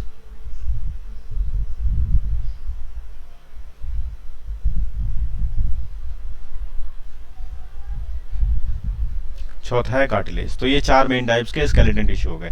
अब अगर बॉडी फ्लूइड्स की बात करें तो बॉडी फ्लूइड्स में बहुत सारे सेल्स होते हैं। बेसिकली ये 2 टाइप्स में हम इसे कहते हैं। पहला टाइप है ब्लड और दूसरा टाइप है लिम्फ। ब्लड और लिम्फ। ठीक है। अब आ गया मस्कुलर टिश्यू। मस्कुलर टिश्यू सिर्फ 2 टाइप्स का होता है। 2 टाइप्स का होता है, कॉन्ट्रैक्टाइल मसल्स और रिलैक्स मसल। कॉन्ट्रैक्टाइल प्रोटीन या कॉन्ट्रैक्टाइल मसल्स। सर इसमें इतने सारे टाइप के होते हैं सर एनिमल टिश्यूज में? हाँ, इसी मेन तो 4 ही हैं, लेकिन उसके अंदर टाइप बहुत सारे हैं। Relax muscles. तो सर अभी हम लोग सबके डेफिनेशंस कवर करेंगे क्या? हाँ, ये सबके डेफिनेशन कवर करेंगे। बेसिकली ये जो चैप्टर है ना, इसमें टिश्यू की हिस्टोलॉजी पढ़नी है। हिस्टोलॉजी मतलब उसका स्ट्रक्चर और फंक्शन। ऐसे कभी आएगा नहीं कि स्क्वेमस एपिथेलियम की व्हाट इज स्क्वेमस एपिथेलियम, ऐसे नहीं आएगा कभी भी। इसका मेन जो आएगा, उनका मेन पर्पस ये चैप्टर डालने का मतलब ये है कि आपको स्ट्रक्चर और फंक्शन पता होना चाहिए, और फंक्शन ही उसकी डेफिनेशन हो जाती है। जैसे कनेक्टिव टिश्यू कनेक्ट कर रहा है आपकी पूरी बॉडी के सारे सिस्टम को, ये कनेक्ट कर रहा है, इसीलिए इसे कनेक्टिव टिश्यू कह रहे हैं। एपिथेलियल मतलब जितनी भी कवरिंग है बॉडी की, जितनी भी ऑर्गन्स है, उन सब के कवर है, एपिथेलियल है। मस्कुलर मतलब मसल्स जो हैं वो 2 तरह की हो गई, एक रिलैक्स हो गया, एक कॉन्ट्रैक्टाइल हो गया। या तो कॉन्ट्रैक्ट करेंगे या रिलैक्स करेंगे, दोनों अलग अलग प्रोटीन से बनी होती हैं, अलग अलग, तो उसको हो गया। फिर लास्ट में आता है नर्वस टिश्यू। अब नर्वस टिश्यू में सिर्फ पार्ट कुछ नहीं है, कुछ नहीं है। यहाँ पे एक ही सेल होता है जो पूरे नर्वस टिश्यू को बनाता है, वो होता है न्यूरॉन। ये आपने पढ़ा भी होगा। तो बेसिकली ये आपको मैंने बता दिया कि ये इतने टाइप्स ऑफ टिश्यू हैं। एपिथेलियल टिश्यू हो गया, उसके बाद कनेक्टिव टिश्यू, मस्कुलर टिश्यू और नर्वस टिश्यू। एपिथेलियल टिश्यू में इतने सारे टाइप्स हैं, squamous, cuboidal, columnar, ciliated, glandular. Connective tissue में areolar tissue, adipose tissue, skeleton tissue और फ्लूइड्स। स्केलेटन टिश्यू में टेंडन, लिगामेंट, बोन और कार्टिलेज। फ्लूइड्स में ब्लड और लिम्फ। मस्कुलर टिश्यू में कॉन्ट्रैक्टाइल मसल्स, रिलैक्स मसल्स और नर्वस टिश्यू में neuron. तो ये इतने टाइप्स ऑफ टिश्यू हैं जो मैंने आपको बता दिए। सबसे पहले तो आपको इसका वो पता होना चाहिए कि मैं कर क्या रहा हूँ, हो क्या रहा है, मतलब इनकी टाइप्स पता होनी चाहिए पेपर में, इनकी टाइप्स पता होनी चाहिए, तभी आपके दिमाग में एक फिगर बन पाएगा कि है क्या ये, कैसे करें। ठीक है, अब हम बात करते हैं एपिथेलियल टिश्यू की। अब हम बात करते हैं एपिथेलियल टिश्यू की, कि एपिथेलियल टिश्यू क्या होता है, कैसे होता है, इसकी बात करते हैं।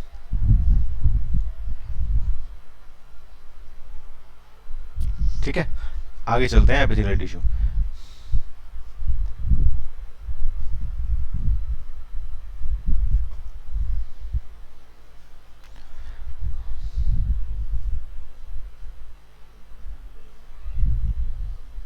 तो इसको मैं यहां से रब कर दे रहा हूं, सिर्फ एपिथेलियल टिश्यू लिखता हूं।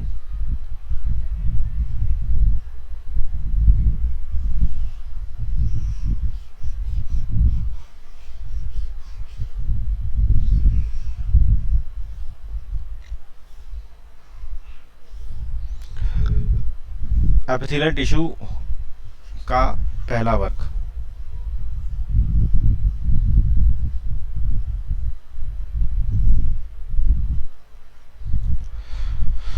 प्रोटेक्टिव एनिमल टिश्यू, इसे हम कहते हैं प्रोटेक्टिव एनिमल टिश्यू।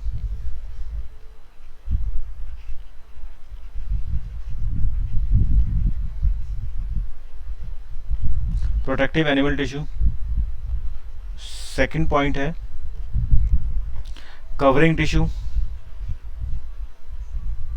कवरिंग, ये कवर करता है पूरी बॉडी, हर चीज को कवर करता है, मतलब सेल है तो प्लाज्मा मेम्ब्रेन है, और टिश्यू है तो एपिथेलियल टिश्यू है, उसको कवर करने वाला। ठीक है, थर्ड थिंग है forms continuous sheet on both external and internal surface of body,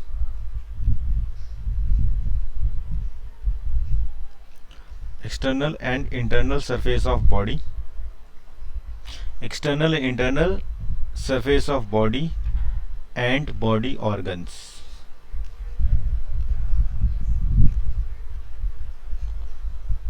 external and internal surface of body and body organs.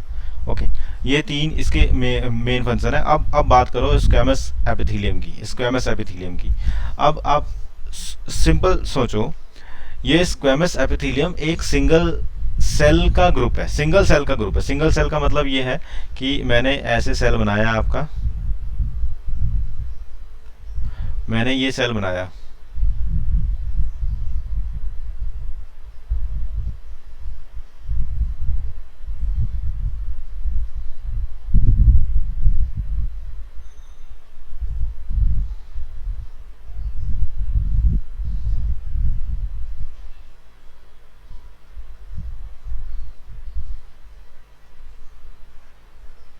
ये सिंगल सेल है। जैसे यहाँ पे मैंने आपको 7-8 सेल्स दिख रहे हैं, यहाँ पे आपको 7-8 सेल्स दिख रहे हैं, और ये सिंगल लेयर है। सिंगल मतलब सिंपल है। ठीक है, तो इसको हम कहेंगे simple squamous epithelium. Simple squamous epithelium. और अगर ये कई सारे लेयर्स इसके ऊपर हो जाएंगी, मान लो ये मैंने बनाया, ऐसे सेल्स बनाते जा रहा हूं मैं,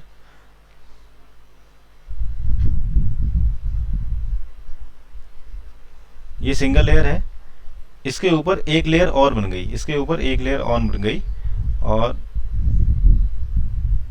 मान लीजिए इसके ऊपर एक लेयर और बन रही है, इसके ऊपर एक लेयर बन रही है ऐसे।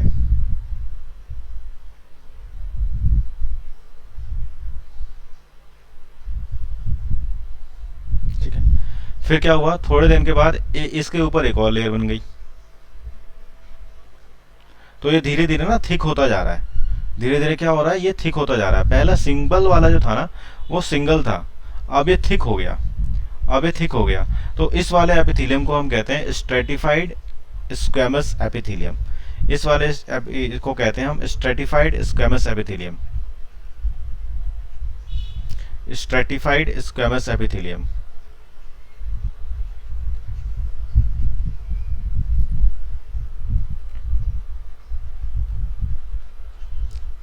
Stratified squamous epithelium.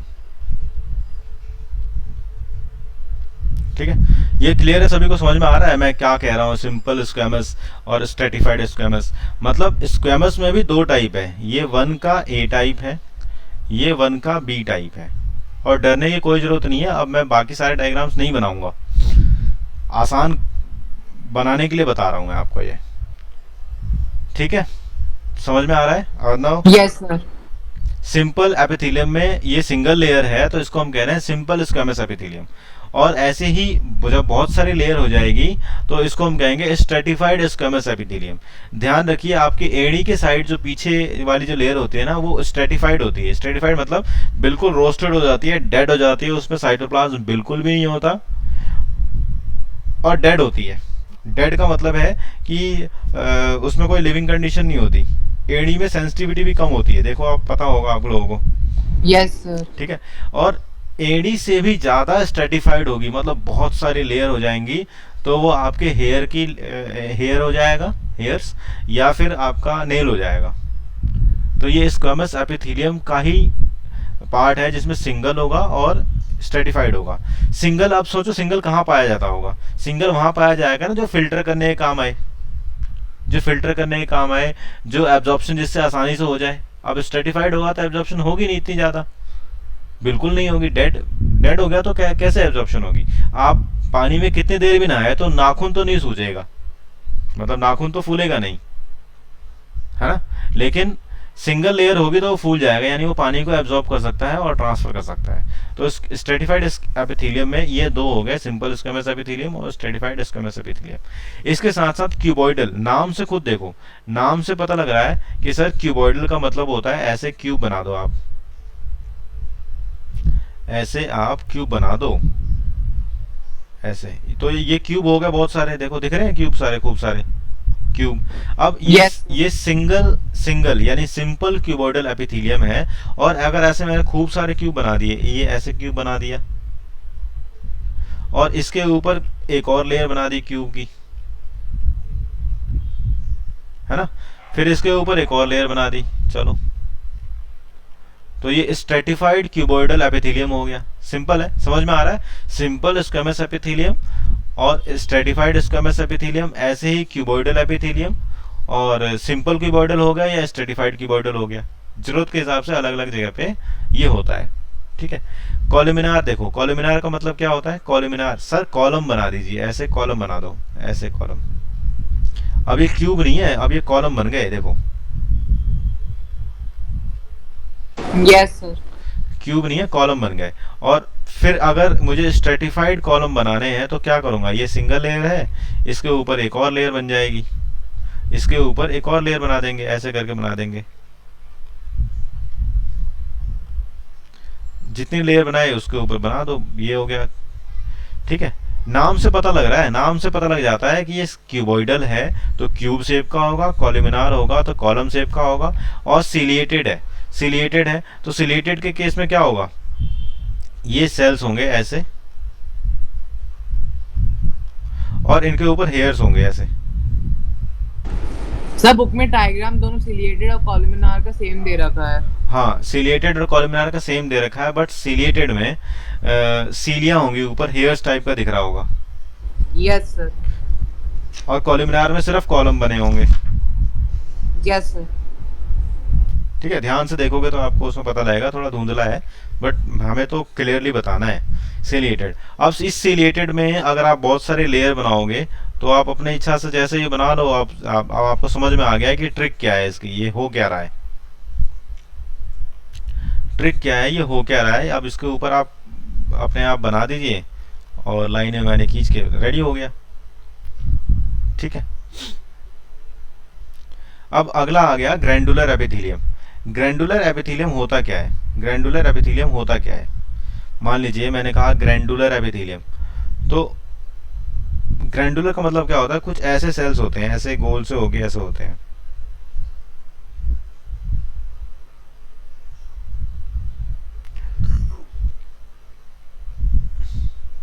मतलब इनका टिप नीचे ऊपर कम होगा और नीचे की तरफ से ज्यादा होंगे लोब की तरह, जैसे बंच ऑफ गुल्लक हो गया ना, गुल्लक में नीचे मोटा होता है ऊपर की तरफ पतला होता है, वो सेम Yes. ऐसे होंगे। ये कुछ इस टाइप के सेल्स होंगे। इसके अंदर नीचे की तरफ लिक्विड भरा होता है और ऊपर धीरे धीरे थोड़ा थोड़ा निकलता रहता है जरूरत के हिसाब से। तो ये पसीने वाले ये पसीने जैसे ऑयली सिक्रेशन होता है ना नोज के ऊपर या हमारी ठुड्डी पे, लोअर लिप्स पे, Yes. तो वहाँ ये प्रेजेंट Sweat होते हैं। gland. हाँ Sweat glands. हाँ, स्वेट ग्लैंड्स, तो वहाँ ये प्रेजेंट होते हैं, जो बाहर से तो कुछ नहीं दिखता। अब लगता है ना कि नोज के ऊपर जो थोड़ा सा वैक्सी सिक्रेशन हो रहा है खत्म हो गया, बट वो फिर दोबारा आ जाता है, तो वो यहाँ Yes. से धीरे धीरे आता रहता है। तो इसे ग्रैंडुलर एपिथेलियम कहते हैं। तो इसे हम ग्रैंडुलर एपिथेलियम कहते हैं, जो लिक्विड सिक्रेशन करता रहता है। तो अब देखो एपिथेलियम टिश्यू मैंने सारा बता दिया यहाँ पर। Squamous epithelium single layer of cells है, स्ट्रेटिफाइड बहुत सारे लेयर्स ऑफ सेल्स है, बहुत थिन होता है, लेकिन बहुत सारे थिन थिन थिन एक बार हो जाएंगे तो स्ट्रेटिफाइड होकर मोटा हो जाएगा वो। क्यूबॉइडल में क्यूब लाइक सेल्स होते हैं, कॉलमिनार में कॉलम लाइक सेल्स होते हैं, सीलेटेड एपिथेलियम में क्यूब लाइक कॉलमिनार लाइक सेल्स होगा, लेकिन उसके ऊपर हेयर्स होंगे, सीलियां होंगे। तो अब बताओ ये सीलेटेड एपिथेलियम कहाँ होगा? नोज में होगा। जो एयर जाती है तो कुछ कुछ चीजें ट्रैप कर लेगी। Yes, sir. हाँ, उसमें म्यूकस होगा, उन सीलिया के बीच में म्यूकस होगा और कुछ चीजों को वो अपने पास ट्रैप करके रख लेंगे।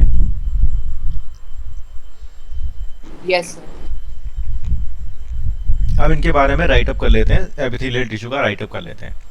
एपिथेलियल टिश्यू बेसिक तो मैंने बता दिया, अब इनके बारे में अलग अलग, अगर स्क्वेमस है तो क्या होगा, कॉलमिनार है तो क्या होगा, इसके बारे में लिख लेते हैं।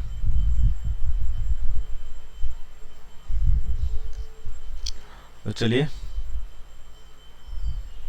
स्क्वेमस एपिथेलियम टिश्यू लिखते हैं।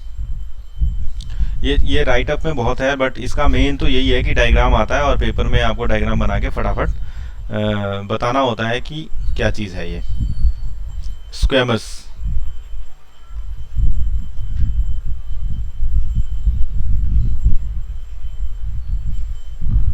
स्क्वेमस एपिथेलियम टिश्यू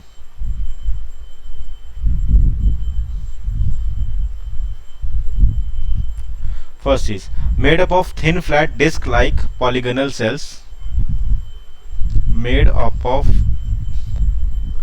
thin तो आपको दिख ही रहा था, thin flat disc like disc मतलब ये फ्लैट होते हैं, ऐसा सर्कुलर स्ट्रक्चर है बट वो फ्लैट स्ट्रक्चर है, ठीक है। पॉलीगनल सेल्स, पॉलीगनल सेल्स का मतलब इनके कोई पर्टिकुलर शेप नहीं है, किसी भी शेप के हो जाते हैं, एक के ऊपर एक चढ़े होते हैं, ठीक है। अब दूसरा, nucleus is rounded and centrally located, nucleus is rounded and centrally located, nucleus is rounded and centrally located.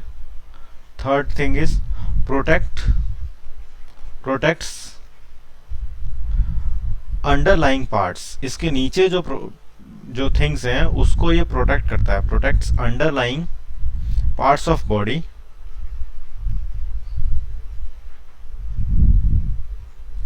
underlying parts of body, underlying parts of body from mechanical injury and prevents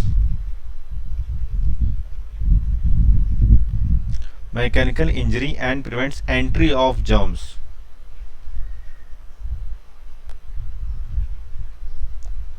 Entry of germs. Fourth, और यही सबसे important है, fourth और यही सबसे important है, क्योंकि यहाँ से क्वेश्चन पूछेगा। वो ये तो सब मैंने वो बताया कि ये कहाँ लोकेशन है और ये कैसा स्ट्रक्चर है इसका। जब फंक्शन पूछेगा तो वो यहाँ से पूछेगा, फंक्शन पूछेगा तो यहाँ से पूछेगा। Forms lining of nose, forms lining of nose,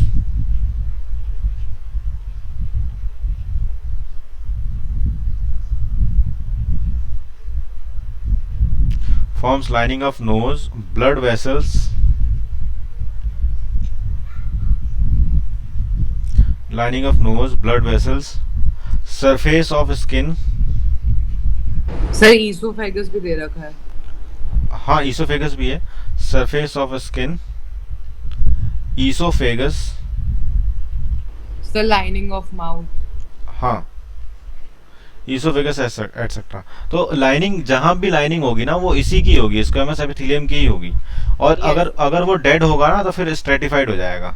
अगर वो डेड होगा तो वो स्ट्रेटिफाइड हो जाएगा. होगा यही, यस सर. होगा यही इसका स्क्वेमस एपिथेलियम. यहाँ पे आपका एग्जाम इसमें पेपर में जो बुक है आपका, the covering of protective tissue in animal body and epithelial tissue. फिर skin, the lining of mouth, the lining of blood vessels, lungs, alveoli, kidney tubules are all made of epithelial tissue. लेकिन अगर हम ये सब epithelial tissue से बने होते हैं, लेकिन टाइप अलग अलग है. जैसे किडनी के सेल्स होंगे वो क्यूबॉइडल एपिथेलियम के बने होंगे, क्योंकि वो फिल्टर करने के काम आएंगे, क्यूब लाइक सेल्स होते हैं. फिर स्मॉल इंटेस्टाइन के सेल्स जो होंगे वो सीलिएटेड एपिथेलियम के होंगे, क्योंकि सीलिया के बीच में से फूड, जो डाइजेस्टेड ग्लूकोज है स्मॉल इंटेस्टाइन में, वो एब्जॉर्ब होगा ब्लड में. ठीक है, तो इसको बड़े ध्यान से पढ़ना है और बार बार पढ़ना है, क्योंकि ये मिस हो जाता है फिर हमारे हाथों से. ठीक है. यस. हाँ, इसके बाद मैं बात कर रहा हूँ क्यूबॉइडल की, क्यूबॉइडल एपिथेलियम सेल्स. ये दूसरा टाइप था क्यूबॉइडल. स्क्वेमस के पास क्यूबॉइडल एपिथेलियम, हाँ दूसरा टाइप है.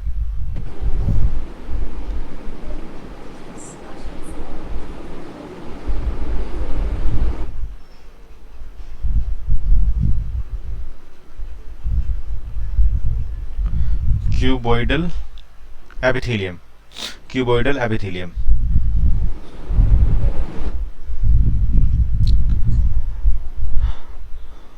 Cuboidal epithelium, cube like cells. सबसे पहले मैंने आपको बताया था कि क्यूब लाइक सेल्स हैं, क्यूब लाइक सेल्स हैं almost equal height, cube like cells of almost equal height.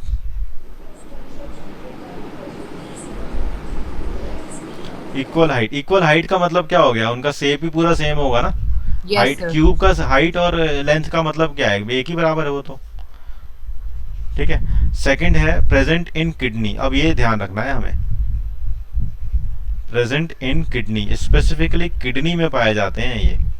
Present in kidney, salivary gland, present in kidney, salivary gland and sweat glands. Sweat glands, sweat glands के बगल में मैं लिख रहा हूं glandular epithelium. तो glandular epithelium यहां से कवर हो रहा है कि जो स्वेट ग्लैंड्स है ना, स्वेट ग्लैंड्स है ना, ये बेसिकली क्यूबॉइडल एपिथेलियम से ही, मतलब क्यूबॉइडल एपिथेलियम की मॉडिफिकेशन है ग्रैंडुलर बनना. क्यूब की तरह होगा, वो धीरे से गोल होके एक ट्यूब लाइक बन जाएगा, तो वो ग्रैंडुलर एपिथेलियम में कन्वर्ट हो जाएगा. ठीक है. Third thing, it provide mechanical support.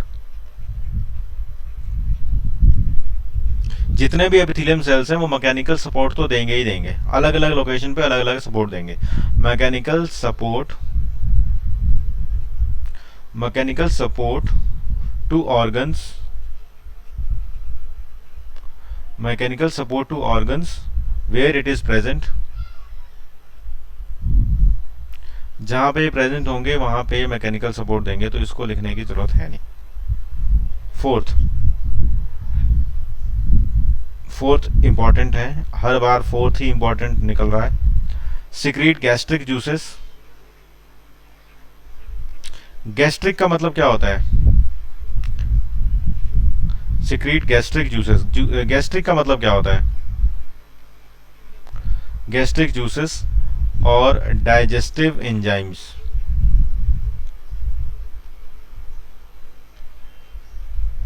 Gastric juices और डाइजेस्टिव एंजाइम्स.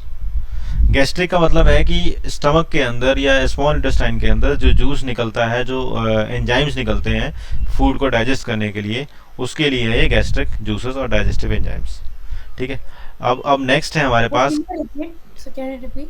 क्यूबॉइडल एपिथेलियम के बाद कॉलुमिनार।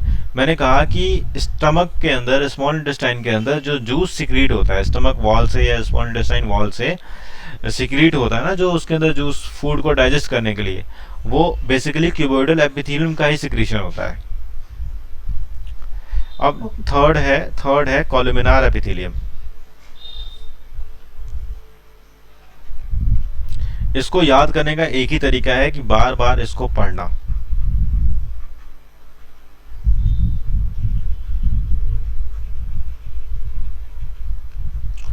कॉलुमिनार एपिथेलियम। कॉलुमिनार एपिथेलियम में आप पहले ही पहचान जाएंगे कि कॉलम लाइक सेल्स हैं, consist of tall cylindrical pillar like sales.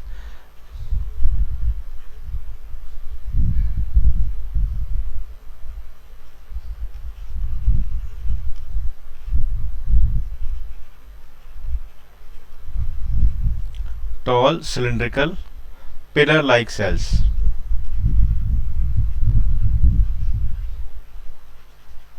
Toll cylindrical pillar like cells कहाँ प्रेजेंट होंगे? ये कहाँ ये प्रेजेंट होंगे? Present in stomach,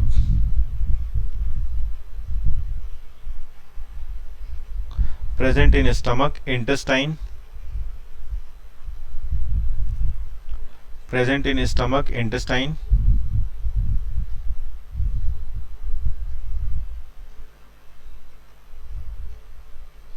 present in stomach, intestine, larynx, etc। larynx किसे कहते हैं? larynx किसे कहते हैं? सर जो हमारा वॉइस बॉक्स होता है सर थ्रोट। हाँ, इसको हम कहते हैं वॉइस बॉक्स। और इसी larynx को बर्ड्स के अंदर सिरिंग्स कहते हैं। इन बर्ड्स इसी larynx को हम सिरिंग्स कहते हैं।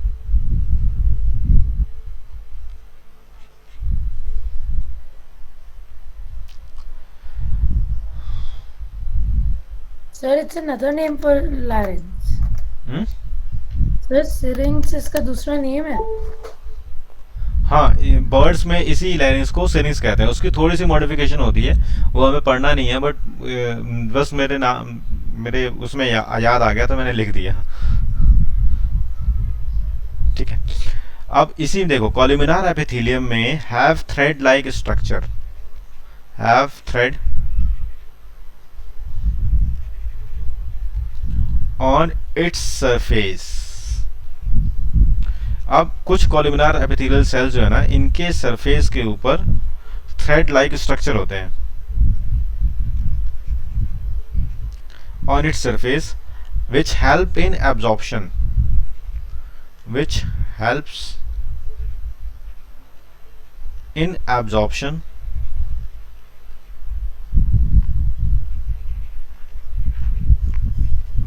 which help in absorption।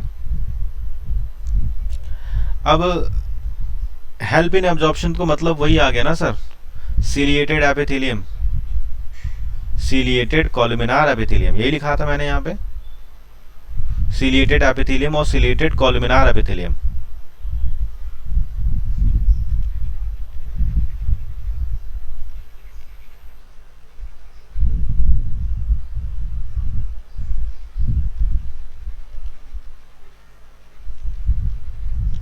Chelated columnar epithelium. अब देखो, सिलेटेड कॉलुमिनार एपिथेलियम यहाँ पे लिखा है ना हमने कि स्टमक में होगा तो एब्जॉर्प्शन होगा, यहाँ पे भी इंटेस्टाइन में होगा तो भी एब्जॉर्प्शन होगा। सिरिंग्स में एब्जॉर्प्शन नहीं होता, इसलिए यहाँ पर सिर्फ कॉलुमिनार एपिथेलियम होगा। तो यहाँ पर एब्जॉर्प्शन हो रहा है और यहाँ पर भी एब्जॉर्प्शन हो रहा है, तो यहाँ पर सिलिएटेड कॉलुमिनार एपिथेलियम प्रेजेंट होगा। बाकी सिरिंग्स और लैरिंग्स में सिलिएटेड नहीं होगा, वहां पे सिर्फ कॉलुमिनार एपिथेलियम प्रेजेंट होगा। ठीक है, कॉलुमिनार एपिथेलियम प्रेजेंट होगा वहां पे सिर्फ कॉलुमिनार एपिथेलियम प्रेजेंट होगा। ये जो ग्रैंडुलर एपिथेलियम लिखा है ना, इसी को मैं यहाँ पे थोड़ा सा और इलाबोरेट कर दे रहा हूँ, यहाँ पर थोड़ा सा मैं और इलाबोरेट कर दे रहा हूँ कि ग्रैंडुलर एपिथेलियम जो होते हैं वो मॉडिफाइड कॉलुमिनार या मॉडिफाइड क्यूबॉइडल सेल्स होते हैं जो secrete modify to secrete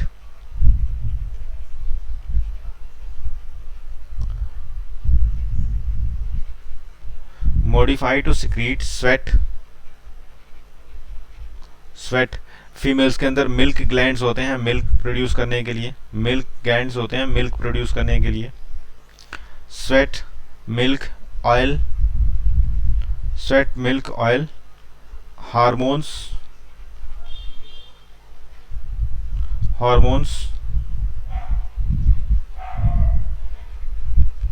hormones etcetera. ठीक है, अब जो मैंने आपको बताया वो कौन कौन से बता दिए बताओ? सारे बता दिए। स्क्वेमस एपिथेलियम बता दिया, क्यूबोइडल एपिथेलियम बता दिया, कॉलमिनार एपिथेलियम बता दिया, सीलिएटेड एपिथेलियम बता दिया और ग्रैंडुलर एपिथेलियम बता दिया। सारे बता दिए? Yes sir. अब देखो मेरे को बताने में कितना समय लगा, ये सब मैं बना रहा था इतना समय लगा, लेकिन मुझे बताने में कम समय लगा। यस सर, लेकिन से बहुत डिवाइडेड है हर चीज इसमें। हाँ बहुत डिवाइडेड है, इसको बार बार पढ़ने से ही आपको आ पाएगा, वैसे आप Yes. करोगे तो नहीं आ पाएगा। सबसे पहले तो ये चार्ट एनिमल टिश्यू का बहुत बढ़िया बन गया। यहाँ पर आप लोग इसे नोट कर लें, इसके स्क्रीनशॉट ले लें, जैसे भी कर लें, क्योंकि ये हमेशा आपके सामने होना चाहिए, तभी आप अच्छे से कर पाएंगे। अब नेक्स्ट क्लास में हम कनेक्टिव टिश्यू के बारे में पढ़ेंगे और साथ साथ कनेक्टिव टिश्यू तो छोड़ो, ये पूरा चैप्टर ही हम फिनिश कर देंगे। और नेक्स्ट क्लास आपकी होगी, अभी 7 है, ये होगी आपकी 9 को, थर्सडे को 7 to। तो इस बार सैटरडे को भी है ना क्लास? हाँ इस बार सैटरडे को भी है, मैंने ऑलरेडी टाइम पूरे मंथ का दे रखा है। Yes sir. हाँ क्योंकि मैं चाहता नहीं कि कोई बीच में डिस्टर्ब हो, और कोशिश करें कि आप इस वक्त सिर्फ मेरे लिखावट को देखें, पढ़ें और रिवाइज करें, क्योंकि साथ साथ आप लिखेंगे ना तो ब्रेन इतना नहीं चल सकता जितना लिखने में लगेगा फिर पढ़ने में लगेगा। तो या तो आप सिर्फ पढ़ें या तो आप सिर्फ लिखें, तो ही वो फायदा होगा। मैं रिकॉर्डेड हर चीज़ को इसलिए ही दे रहा हूँ क्योंकि इन केस अगर आप लिख रहे हैं तो उसको देख के लिख सकते हैं, और क्योंकि मैं साथ साथ बोल भी रहा हूँ तो वो आपको वहाँ पे बोलने में भी समझने में भी दिक्कत नहीं होगी। यस। इस वक्त आप सिर्फ जो हाफ एन आवर 1 आवर जो हम पढ़ रहे हैं ना, सिर्फ इस पे पढ़ने में समझने में फोकस करें। उसके बाद आप लिखेंगे तो आप वीडियो को आगे आगे स्क्रॉल कर करके आप सिर्फ लिखने पे ध्यान दोगे, हम मुझे लिख लें पहले। ठीक है, तो इससे फायदा है अगर साथ साथ लिखेंगे। मैं क्लास में पढ़ाता हूँ तो पहले जब मैं समझा रहा होता हूँ बोर्ड पे, तो मैं उनसे कहता हूँ कि पेन डाउन, बोर्ड पे देखो, अब समझ लो पहले अच्छे से, फिर लिख लो उसको जल्दी जल्दी। Yes sir. एक बार समझ में आ जाएगा तो फिर लिखना आसान हो जाएगा। यस। तो मैंने स्क्वेमस वाला पार्ट खत्म किया है, सिर्फ एपिथेलियल टिश्यू खत्म किया है। अब कनेक्टिव टिश्यू, मस्कुलर टिश्यू और नर्वस टिश्यू नेक्स्ट क्लास में मैं खत्म कर दूंगा, और उसके नेक्स्ट क्लास यानी 11th को हम इसके चैप्टर को फिनिश कर देंगे, किस तरीके से क्वेश्चन आंसर वगैरह सब कुछ कर लेंगे। ये बहुत टाइम ले गया चैप्टर, बट इसमें है एनर्जी, है इसमें ताकत है। और इसके नेक्स्ट वीक में मैं आपका टेस्ट लूंगा 14th 16th सर आप को। कह रहे थे पहले सबके सेकंड दो चैप्टर कराओगे, हमारा केमिस्ट्री का एक ही हुआ है अभी। Yes sir. तो मैं केमिस्ट्री का एक चैप्टर और करा दूंगा, एक चैप्टर यस सर, फिर एक साथ ले लेना आप टेस्ट। बहुत लंबा है वो चैप्टर, क्या नाम है उसका? सर मैं चेक करके बताता हूँ। हाँ केमिस्ट्री का सेकंड चैप्टर है आपका sir is matter around us pure. हाँ is matter around us pure में बहुत सारे टेक्निक्स हैं जिसको मतलब उनके टेक्निक्स हैं नेम, प्रिंसिपल और वर्किंग, कैसे हम सफाई कर सकते हैं। सर आप ऐसा नहीं कर सकते कि सर फिजिक्स का एक पेपर का एक दिन सेट कर दो, और सर बायो का सर फिर 2 डेज, मतलब नेक्स्ट क्लास में बायो का पेपर का सर 2 चैप्टर्स, और सर जब उसके बाद सर आपने केमिस्ट्री करवा दिया तो उसके बाद हमारा केमिस्ट्री के 2 चैप्टर का एग्जाम ले लो। हाँ देखो मैंने कहा कि बायो का दूसरा चैप्टर ये कवर हो जाएगा। तो मैं ऐसे ही कह रहा था कि बायो के 2 चैप्टर कवर हो गए, तो इसको अगर मैं टेस्ट लूंगा ना 2 चैप्टर का एक साथ, तो आप बायो पे एग्जॉस्टिवली लग के पूरा ये 2 चैप्टर अच्छे से आपको कवर हो जाएंगे। यस। अगर मैं 6 चैप्टर का एक साथ लूंगा, मान लो 2 बायो का, 2 केमिस्ट्री का, 2 फिजिक्स का, तो आप 6 चैप्टर में पूरा कंप्लीट नहीं लग पाएंगे और वो सरफेस हो जाएगा। लेकिन ये 6 चैप्टर तब काम आएंगे जब आपका 1 महीना पूरा हो जाएगा, जब आपने एक बार इसको दे दिया है टेस्ट, फिर मैं कहूँगा 6 चैप्टर, फिर आप उस चीज़ को ढूंढेंगे जहाँ पे मेरी कमी रही। फिर वहाँ पे आप मेहनत करके पूरे को अच्छे से कवर कर लेंगे। Yes, sir. ये है, हम bite by bite topic by topic पढ़ रहे हैं, अच्छे से समझ रहे हैं, पढ़ रहे हैं और कर रहे हैं, तो फिर उसको bite by bite he test लेना ज़्यादा अच्छा रहेगा। एक टॉपिक का नहीं, कम से कम 2 चैप्टर का एक बार टेस्ट ले लो, ताकि टाइम भी वेस्ट ना हो, कंटेंट हमें मिले पढ़ने को। तो अगर मैं 11th 9th को इस चैप्टर को कवर बाय थ्योरी कवर कर लूँगा, 11th को इसका वो कर लूँगा, तो आपका 14th को मैं इसका टेस्ट ले लूँगा 2 चैप्टर का, cell structure and function unit of life और Sir, tissues. टिश्यू का। ये 2 चैप्टर Yes. बायो का टेस्ट ले लूँगा 14th को, और 16th को ले लूँगा आपका फिजिक्स का। Yes. तो इन हैंड हमारा जो 16 तक का जो टारगेट है वो कवर हो जाएगा, बायो भी और फिजिक्स भी विथ 2 चैप्टर्स। Yes. फिर अगली बार जब हम आएंगे वो है 28th को क्लास है फिर। Sir, 16th के बाद. हाँ 16th के बाद 28th को है। देखो मैंने टाइम शेड्यूल भेजा हुआ है, 1 वीक के लिए मैं यहाँ पर हूँ नहीं, होम टाउन जाऊँगा। Okay.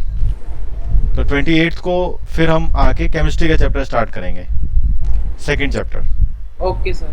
तो उससे पहले हमारा ये जो है 2 फिजिक्स के 2 केमिस्ट्री के इन ऑल रेस्पेक्ट खत्म हो जाएगा, क्वेश्चंस के साथ और टेस्ट के साथ। Yes, sir.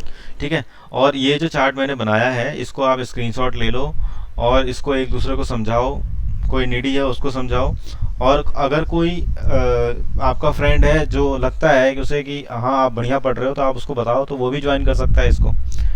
ठीक है, Yes, sir.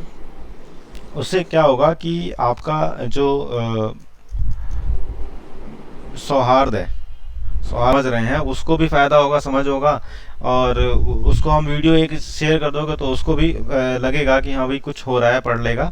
और इसमें एक और भी फ़ायदा, मैं अब क्लास को एंड कर रहा हूँ, अगला हम मिलेंगे नेक्स्ट 9th को 7 to 8:30 के बीच में। Yes, sir. Thank you, sir. ठीक है, thank you sir. Enjoy the day, bye, thank you.